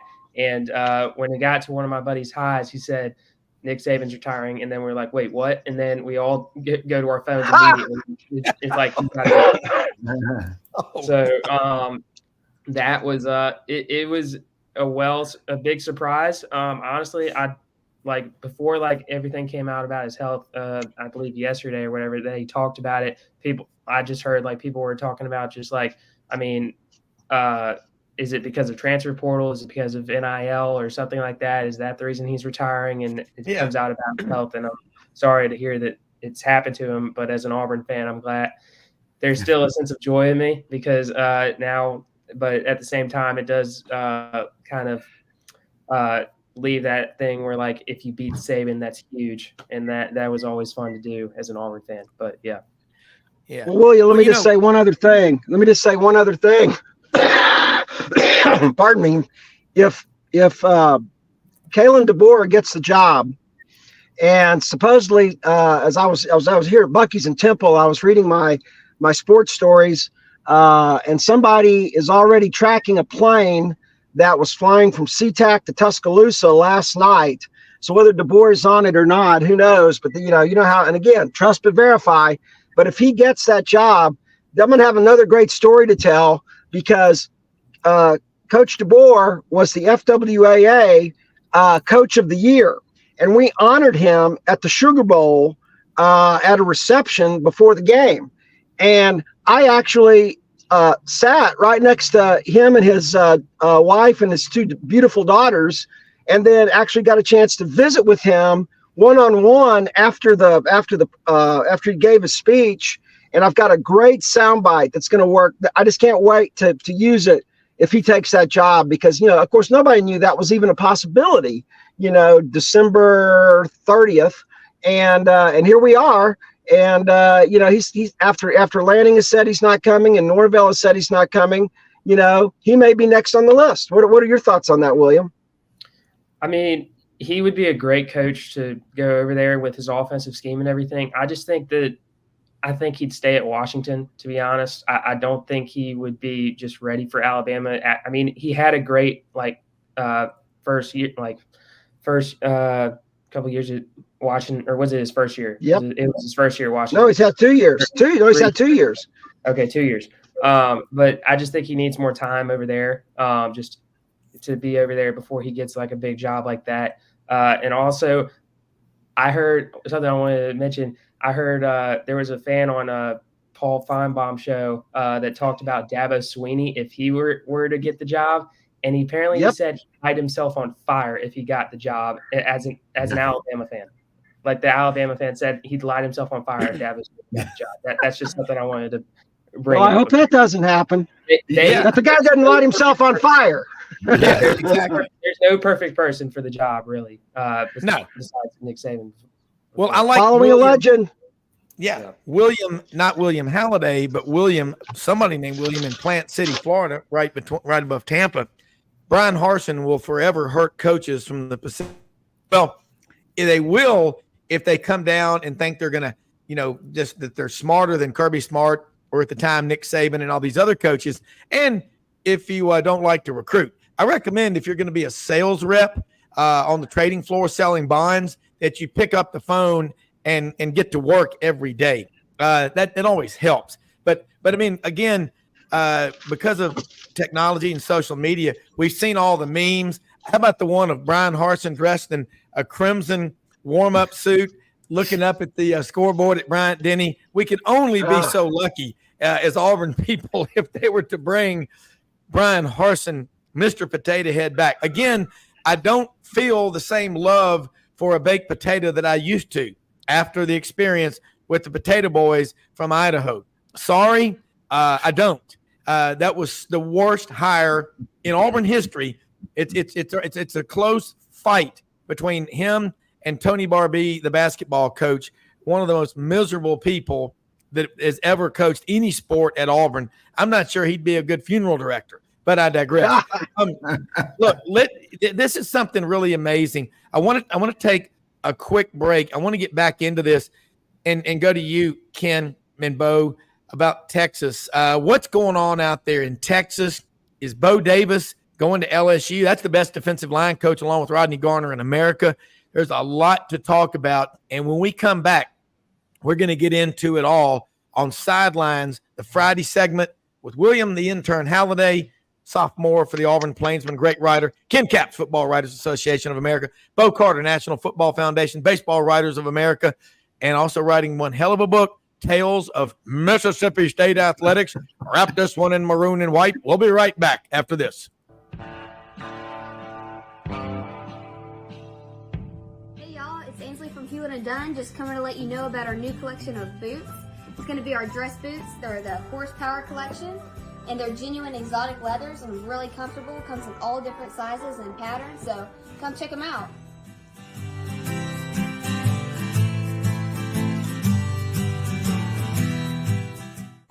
Red River Ford and Toyota, located in Wynne, Arkansas. If you're in the market for a new or used car, truck, or SUV, call, go online, or drop by and see them. Located 45 minutes from Memphis, go off the 4-City exit on I-40 and go north about 15 minutes on Highway 1. Easy to work with and still believe in customer service. If you live out of town, they will deliver your vehicle to you. RedRiverFordToyota.com. Just see what they can do.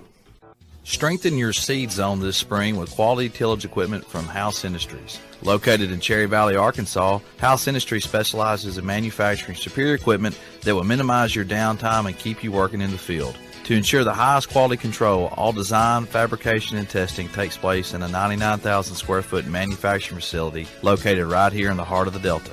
Locate your nearest House equipment dealer online at houseindustriesinc.com. House Industries, breaking ground. Sidelines with Rob Browne. Talk sporty to me.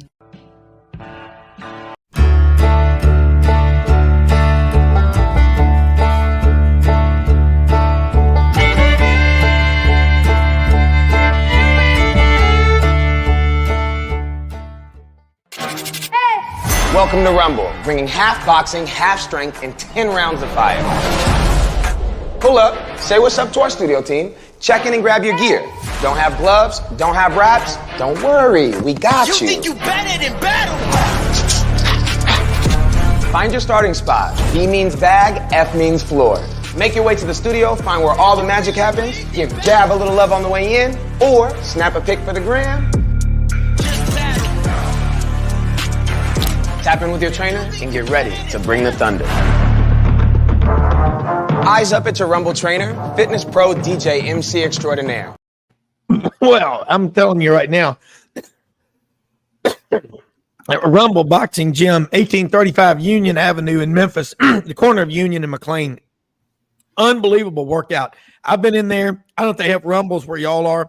This is the first of Ann Camp Lee's 3 locations she's going to open up in the Memphis market. This one's in Midtown.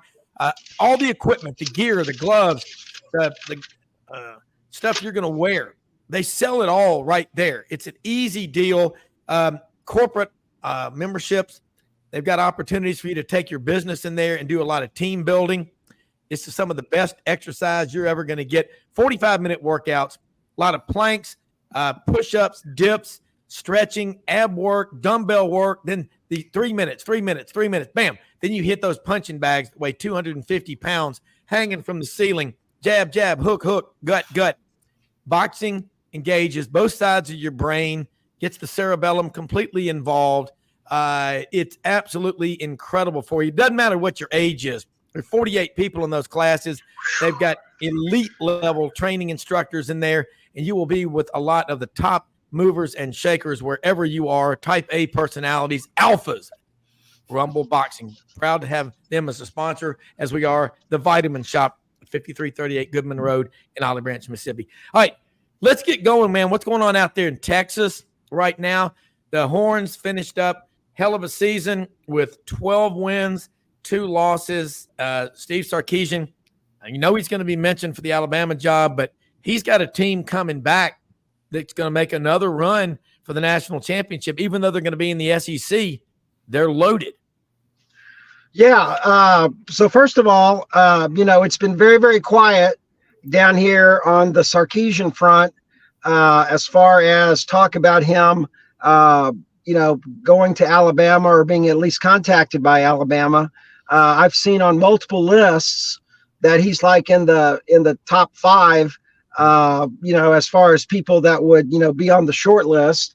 And of course, there's big debate. Would he go back? And, just like we were talking there at the end of the segment, William, do you really want to follow a legend? But, Brian Jones said it best on Wednesday night. And I loved his quote. I put on my Facebook page as well, where he said, think about it, storybook ending there for Sark. He, he comes back from his alcohol problems and goes to Alabama, wins a national championship as offensive coordinator with Saban, then comes over to Texas, endures a couple of years of hardship here. Then this year finishes 12-2, number 3 in the country, according to the AP poll, which Texas fans haven't seen that in years. I mean, like in over a decade. And here he could have the opportunity. Oh, and he beats his old boss, the guy that gave him his chance to prove himself again, in his hometown there in Tuscaloosa. So, so there's a lot of compelling reasons why Sark should be on the list. Whether or not he will be contacted for the job, or if contacted would accept the job, I don't know. People like to say at Michigan, who's got it better than us? Nobody. I can't think of anybody that's got it better in football than maybe Alabama than Texas. I mean, if whatever Alabama wants to pay Sark, Texas is going to pay him more. So if you want to get into that war, I wouldn't try to win that. But then on the other hand, like you're saying, Rob, is that even though Texas has at least 6 starters that have either going in the draft or in the portal. They're coming back loaded. Quinn Ewers announced yesterday that he's coming back. So that means Manning will be the established number 2 quarterback. And I can assure you that in spring training, there will be a spirited quarterback battle at the University of Texas. And so that's going to be something great to watch. On that same trip.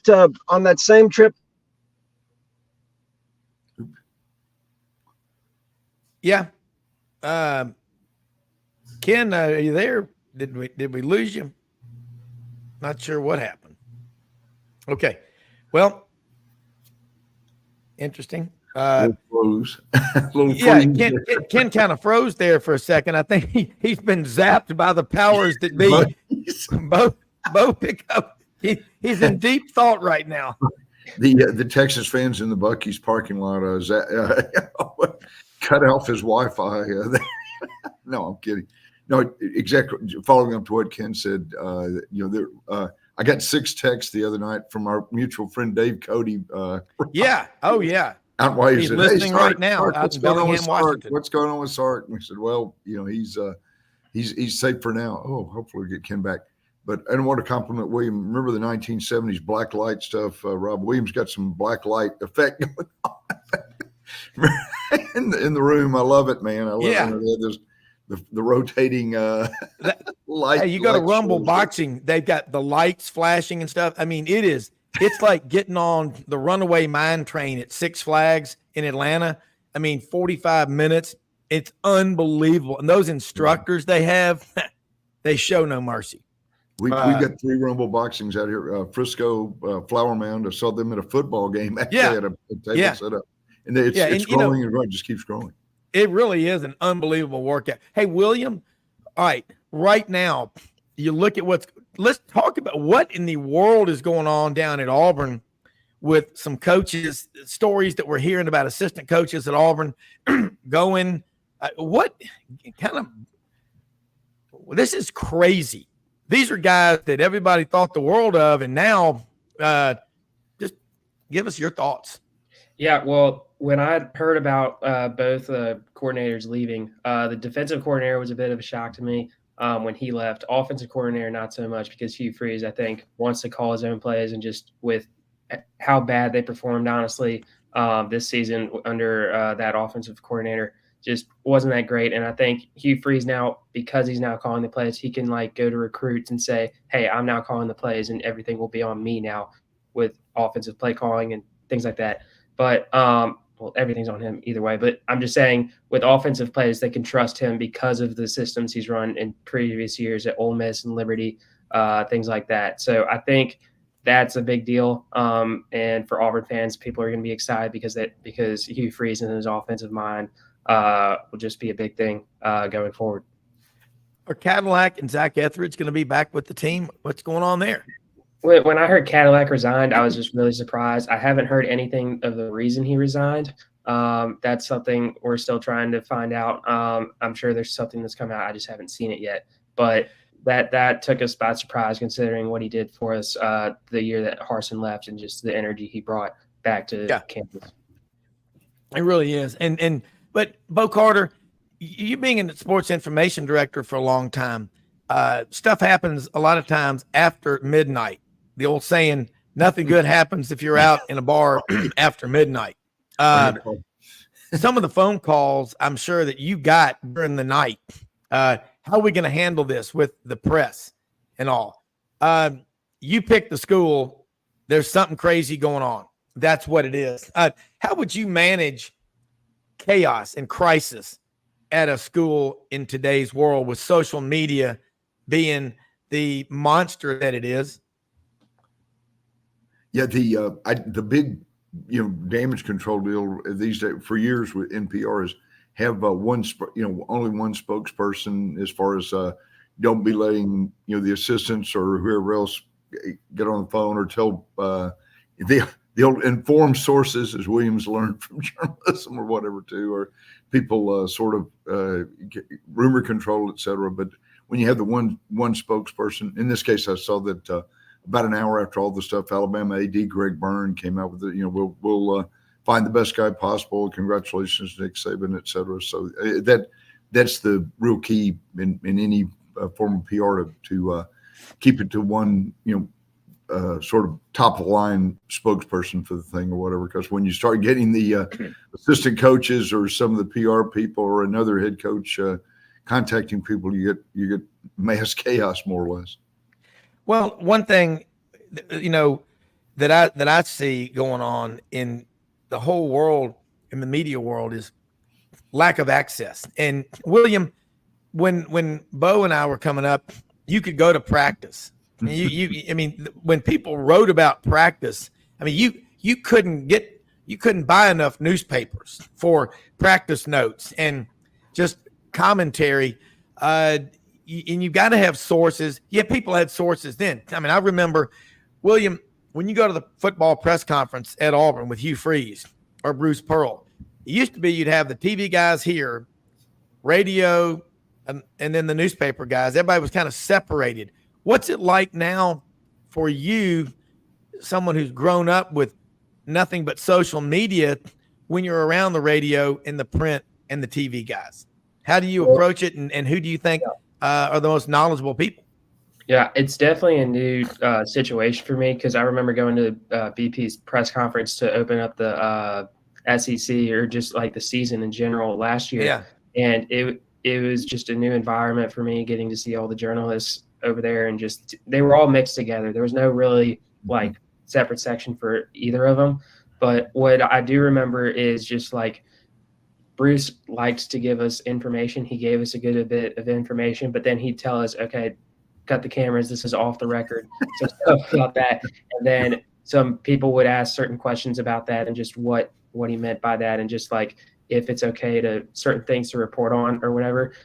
And Bruce clarified that. And he's like one of the coaches that is like good like that. Same as Rick Barnes, another coach that's like just gives the media everything they want to know, really, and gives them a lot of information. And I think the media likes coaches like that. Obviously, just the more information, the better. And it's really just in terms of being transparent, as well as allowing them to practice. BP allowed us to one of his practices to go into. We obviously couldn't take pictures or anything or report on anything that happened in practice, but we got to see what happened and see how the players reacted to just him coaching and everything, and how they took that to place. So yeah, it's definitely a different environment as you go to one of those press conferences and things like that. Yeah. And you know what? Here it is. According to sources, Texas is hiring a coach from Arizona to replace Bo Davis, the great defensive line coach, going to LSU. I'm telling you, keep the name Jedd Fisch.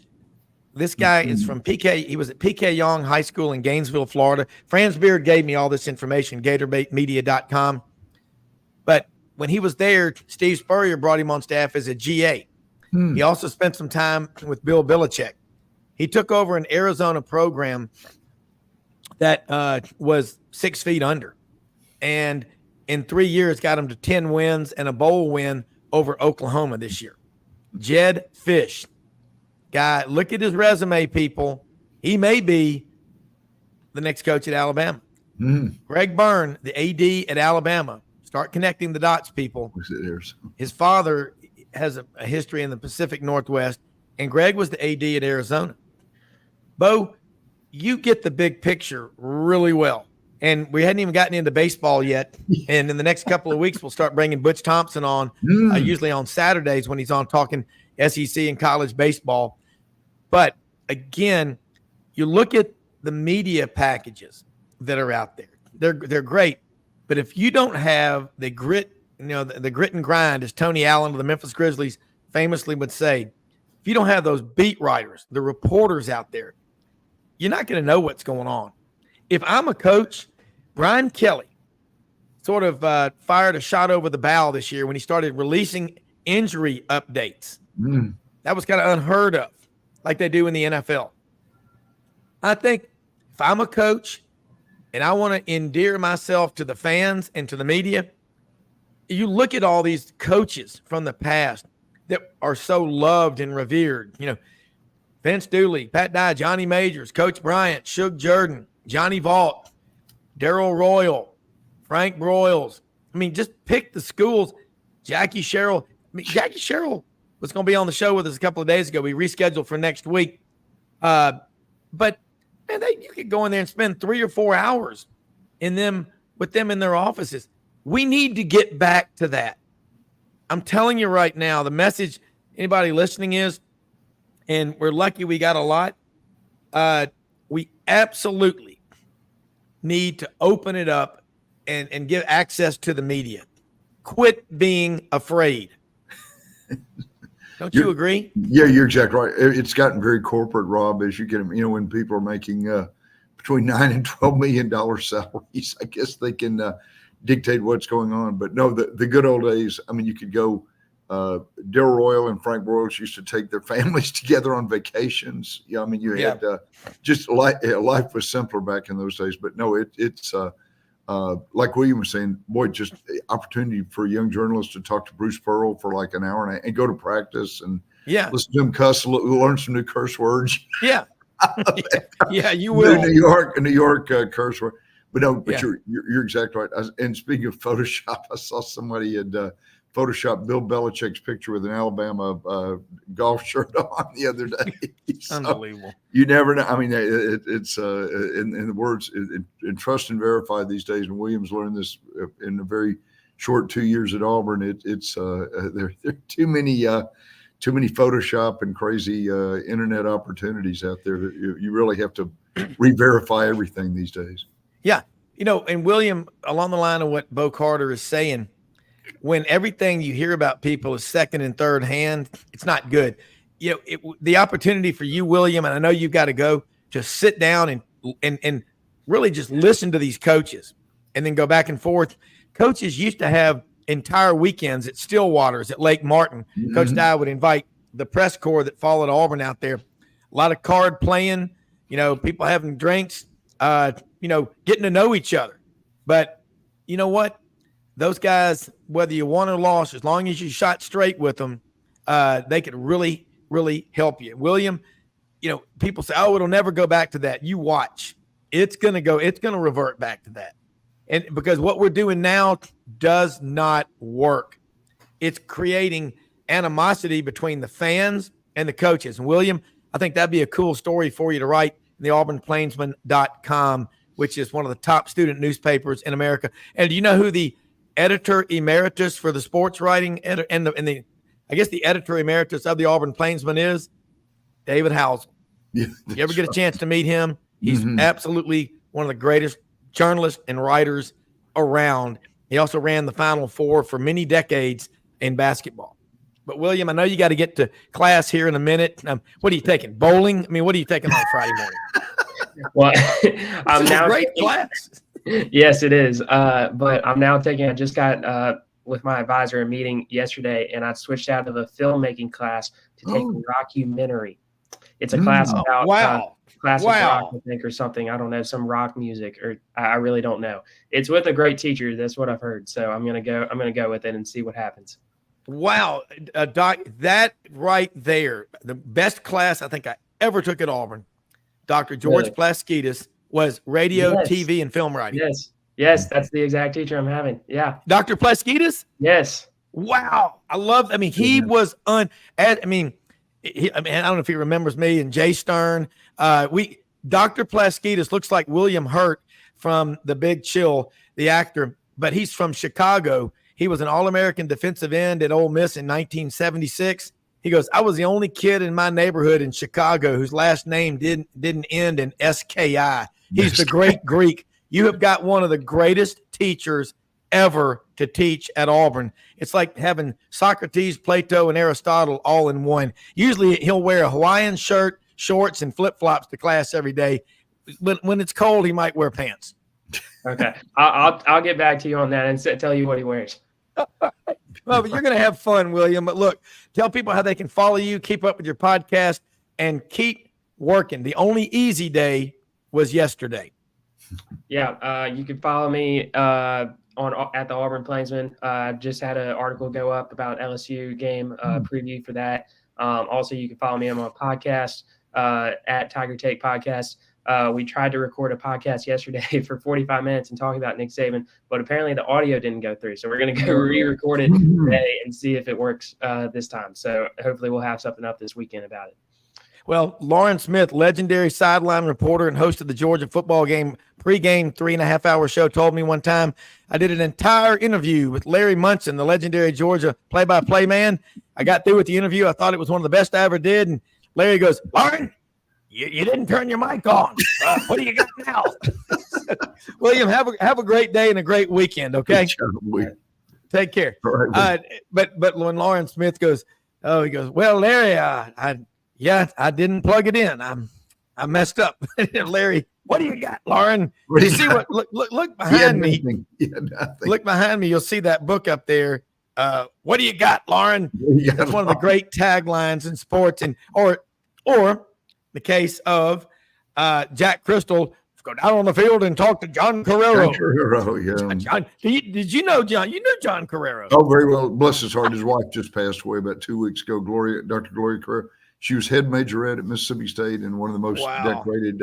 She taught education courses at Mississippi State for about 40 years. But John is one of the all-time greats. Came Greenwood, Mississippi, which has produced hundreds of great college football players. And John is one of the all-time great characters in college football and analysis from the sidelines. Yeah, and Jim Ellis, baseball. I mean, again, you think about Greenwood, Mississippi, home of the Viking cooking school. Yeah, and there's a famous hotel there, the Alluvian, which is world famous. People go down there and you learn how to cook at the Viking cooking school in Greenwood, Mississippi. It's in the Delta, kind of near the river, but not on the river. Bo, we got a few minutes left. What's going on? Give me your predictions on what you think will happen with Alabama. The search, Greg Byrne, everybody says Alabama's athletic director, is a one-man search committee. And I've got an Alabama fan just texted me and said, "I will burn Bryant-Denny Stadium to the ground if they hire some guy from Arizona." You got to be kidding me. You got to be kidding me, pile. What side is this? Pow. That's right. But Jed Fish, man, watch him. He's Lazarus. He's a guy I'd keep an eye on. The guy can coach, man. In fact, one of the early losses, amazingly, was to Mississippi State in overtime. And then after that, they caught on fire or whatever. Rob, by the way, too, you mentioned Jim Ellis. Jim Ellis, David Kellum, and our friend at John Cox at Southern Miss have been doing college baseball for 46 seasons. All three of them started in the 1979 season. So we'll have to get around to those three.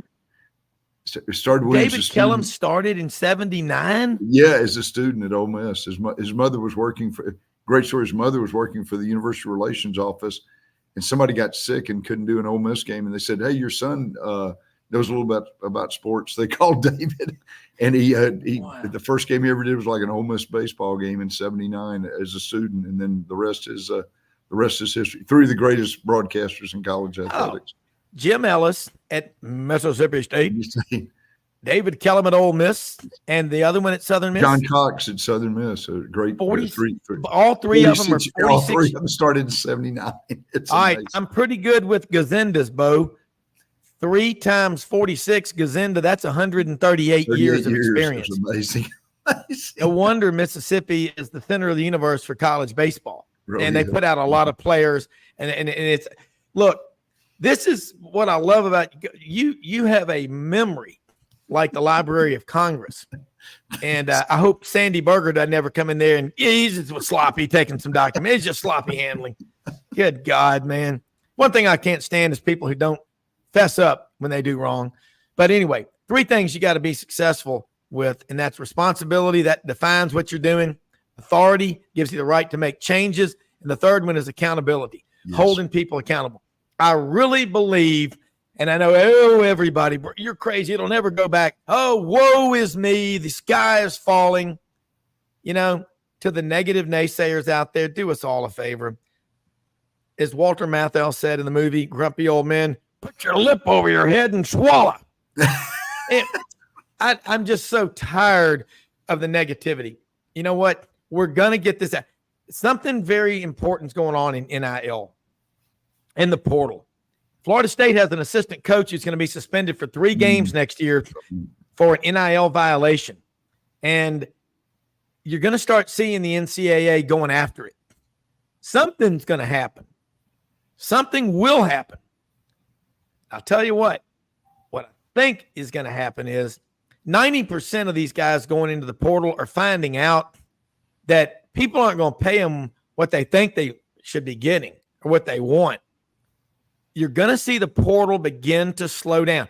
Guys have always transferred. I go back to this statistic. Prior to the portal coming in to be the law of the land, October 15th of 2018, 42% of college quarterbacks finished their careers at the school other than the school where they started their careers. Guys have always transferred. And you're going to find out because the fans, look, the universities have nothing to do with these NIL collectives. They don't. They're not supposed to. Now, is that why Nick Saban got out? I don't know. But I'm going to tell you something. The free market, everyone says, oh, there's your free market, Rob. It'll fix this. And these fans, they're showing up at bowl games. They spent all this money on travel and hotel and food and ticket costs. And then they hear some lame-ass excuse from a coach who said, well, I didn't have the team prepared. You freeze. I mean, that's ridiculous. And I know he's recruiting hard. But you know what? You work for the university. You work for those fans. Please spare us and quit telling us these are exhibition games. No, you're representing your school's brand. And what the fans need to do is start holding them accountable because the tickets are expensive. Priority seating is expensive. Travel is expensive. And I'm not saying there's not a lot of wear and tear on these head coaches, but for 6.5, 7, 8 million, 10 million, some of these guys, you can take a lot. Again, that's just where we are right now. But the fans need to start really getting after them, and say, hey, if you're going to say that, then make the tickets free. That's what we and open up access to the coaches like it used to be. Bo, I can see that happening again. Why not roll back? Let's go back to the old days. That's right. And getting back, Robert, sorry, I went down a rabbit trail there, but the Alabama coaching deal, I think it is going to be a Greg Byrne. It's going to be a one-man search committee. And I saw Dan Lanning, I guess, from Oregon, pulled his name out or whatever. He had been a GAA back at Alabama way back in the day or whatever too. Crazy things. You could see him maybe getting I saw that Matt Entz, the guy that took over at North Dakota State, has had won 9 of those FCS championships in the last 11 years. He left North Dakota State and went to Southern Cal as defensive coordinator. They could find a guy like that. Remember the Cradle of Coaches up in the MAC, Miami of Ohio, and Bowling Green. Those teams, there might be one up there. You just start thinking, in '57 when Bear Bryant left Texas A&M, he was going back to Mama, as he used to say. There's got to be Alabama. Mike Dubose is available. Well, let me throw this one at you. You talk about that Cradle of Coaches, Miami of Ohio, Eric Parsegian, Bo Schembechler, Woody Hayes. There have been a bunch of them.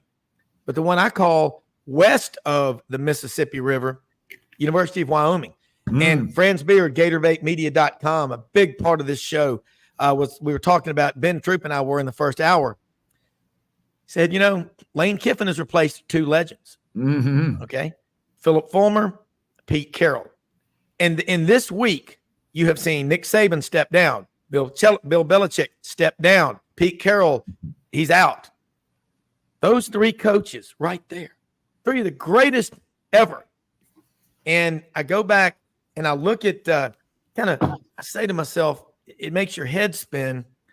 But as Fran said, Lane Kiffin replaced 2 legends. He was at Tennessee 1 year, a few years at Southern Cal. It's really hard to. The one guy who has successfully followed a legend and had a hell of a career is, guess who? Dr. Tom Osborne at Nebraska. Bob Devaney, 62 to 72. And when Bob Devaney came on board in 1962, that's the last year that the University of Nebraska football has not had a home sellout. They got the longest consecutive streak. Remember the old stat, Notre Dame Stadium 59,075. That's what now it's over 80,000. Touchdown, Jesus. But that's, I know we're running long here, but it to me, it's Dr. Tom Osborne. He's it. And it was unbelievable, that stat back then, consecutive seasons of 9 wins or more at Nebraska. His last 4 years at Nebraska, Dr. Tom Osborne won 3 national championships, 94, 95, and 97, where they split it with Michigan. And as great as Michigan's brand is, 1,000 wins. Now, the first school to ever do it. The last outright national championship that they have prior to winning the one Monday night was in 1948. Because remember, they shared it in 1997 with Nebraska. Bo Carter, let me say, most often we see the face of Christ in the least among us. If you wonder about America, turn off the news. It'll lower your blood pressure and your stress level. Pay attention to sports on shows like Sidelines. Do some good reading. Build a fire. Split some wood. Get outdoors. Take your kids hunting and fishing, as Ted Nugent says, so you don't have to go hunting and fishing for your kids. But Bo Carter, most often we see the face of Christ in the least among us, and we're blessed beyond belief. Go help others. Let people know how they can follow you, and we'll be back on tomorrow with another show. And we can't do it without you. Tell your friends, tell your family, tell your neighbors. Tell people that you like and that you don't like about Sidelines Monday through Saturday, 8 to 10 a.m. Central. Just briefly, too, we need to put an all-points bulletin out for Ken. He might have gotten kidnapped by A&M fans. He's at Buc-ee's. I mean, they may have taken him away. They lifted his Jeep and took it to college. That's right. Rob started to run long. It's at Bo Carter 52 on X, sports page DFW, and also the Texas Sports Daily on Facebook. So thanks for having me on. Always a pleasure. Oh, absolutely, man. This is so much fun. It's never worked. And Web-Footed Kennels, Chris Aiken, and the great people in Jonesboro, thanks for being a sponsor. We'll be back tomorrow. We're out of here.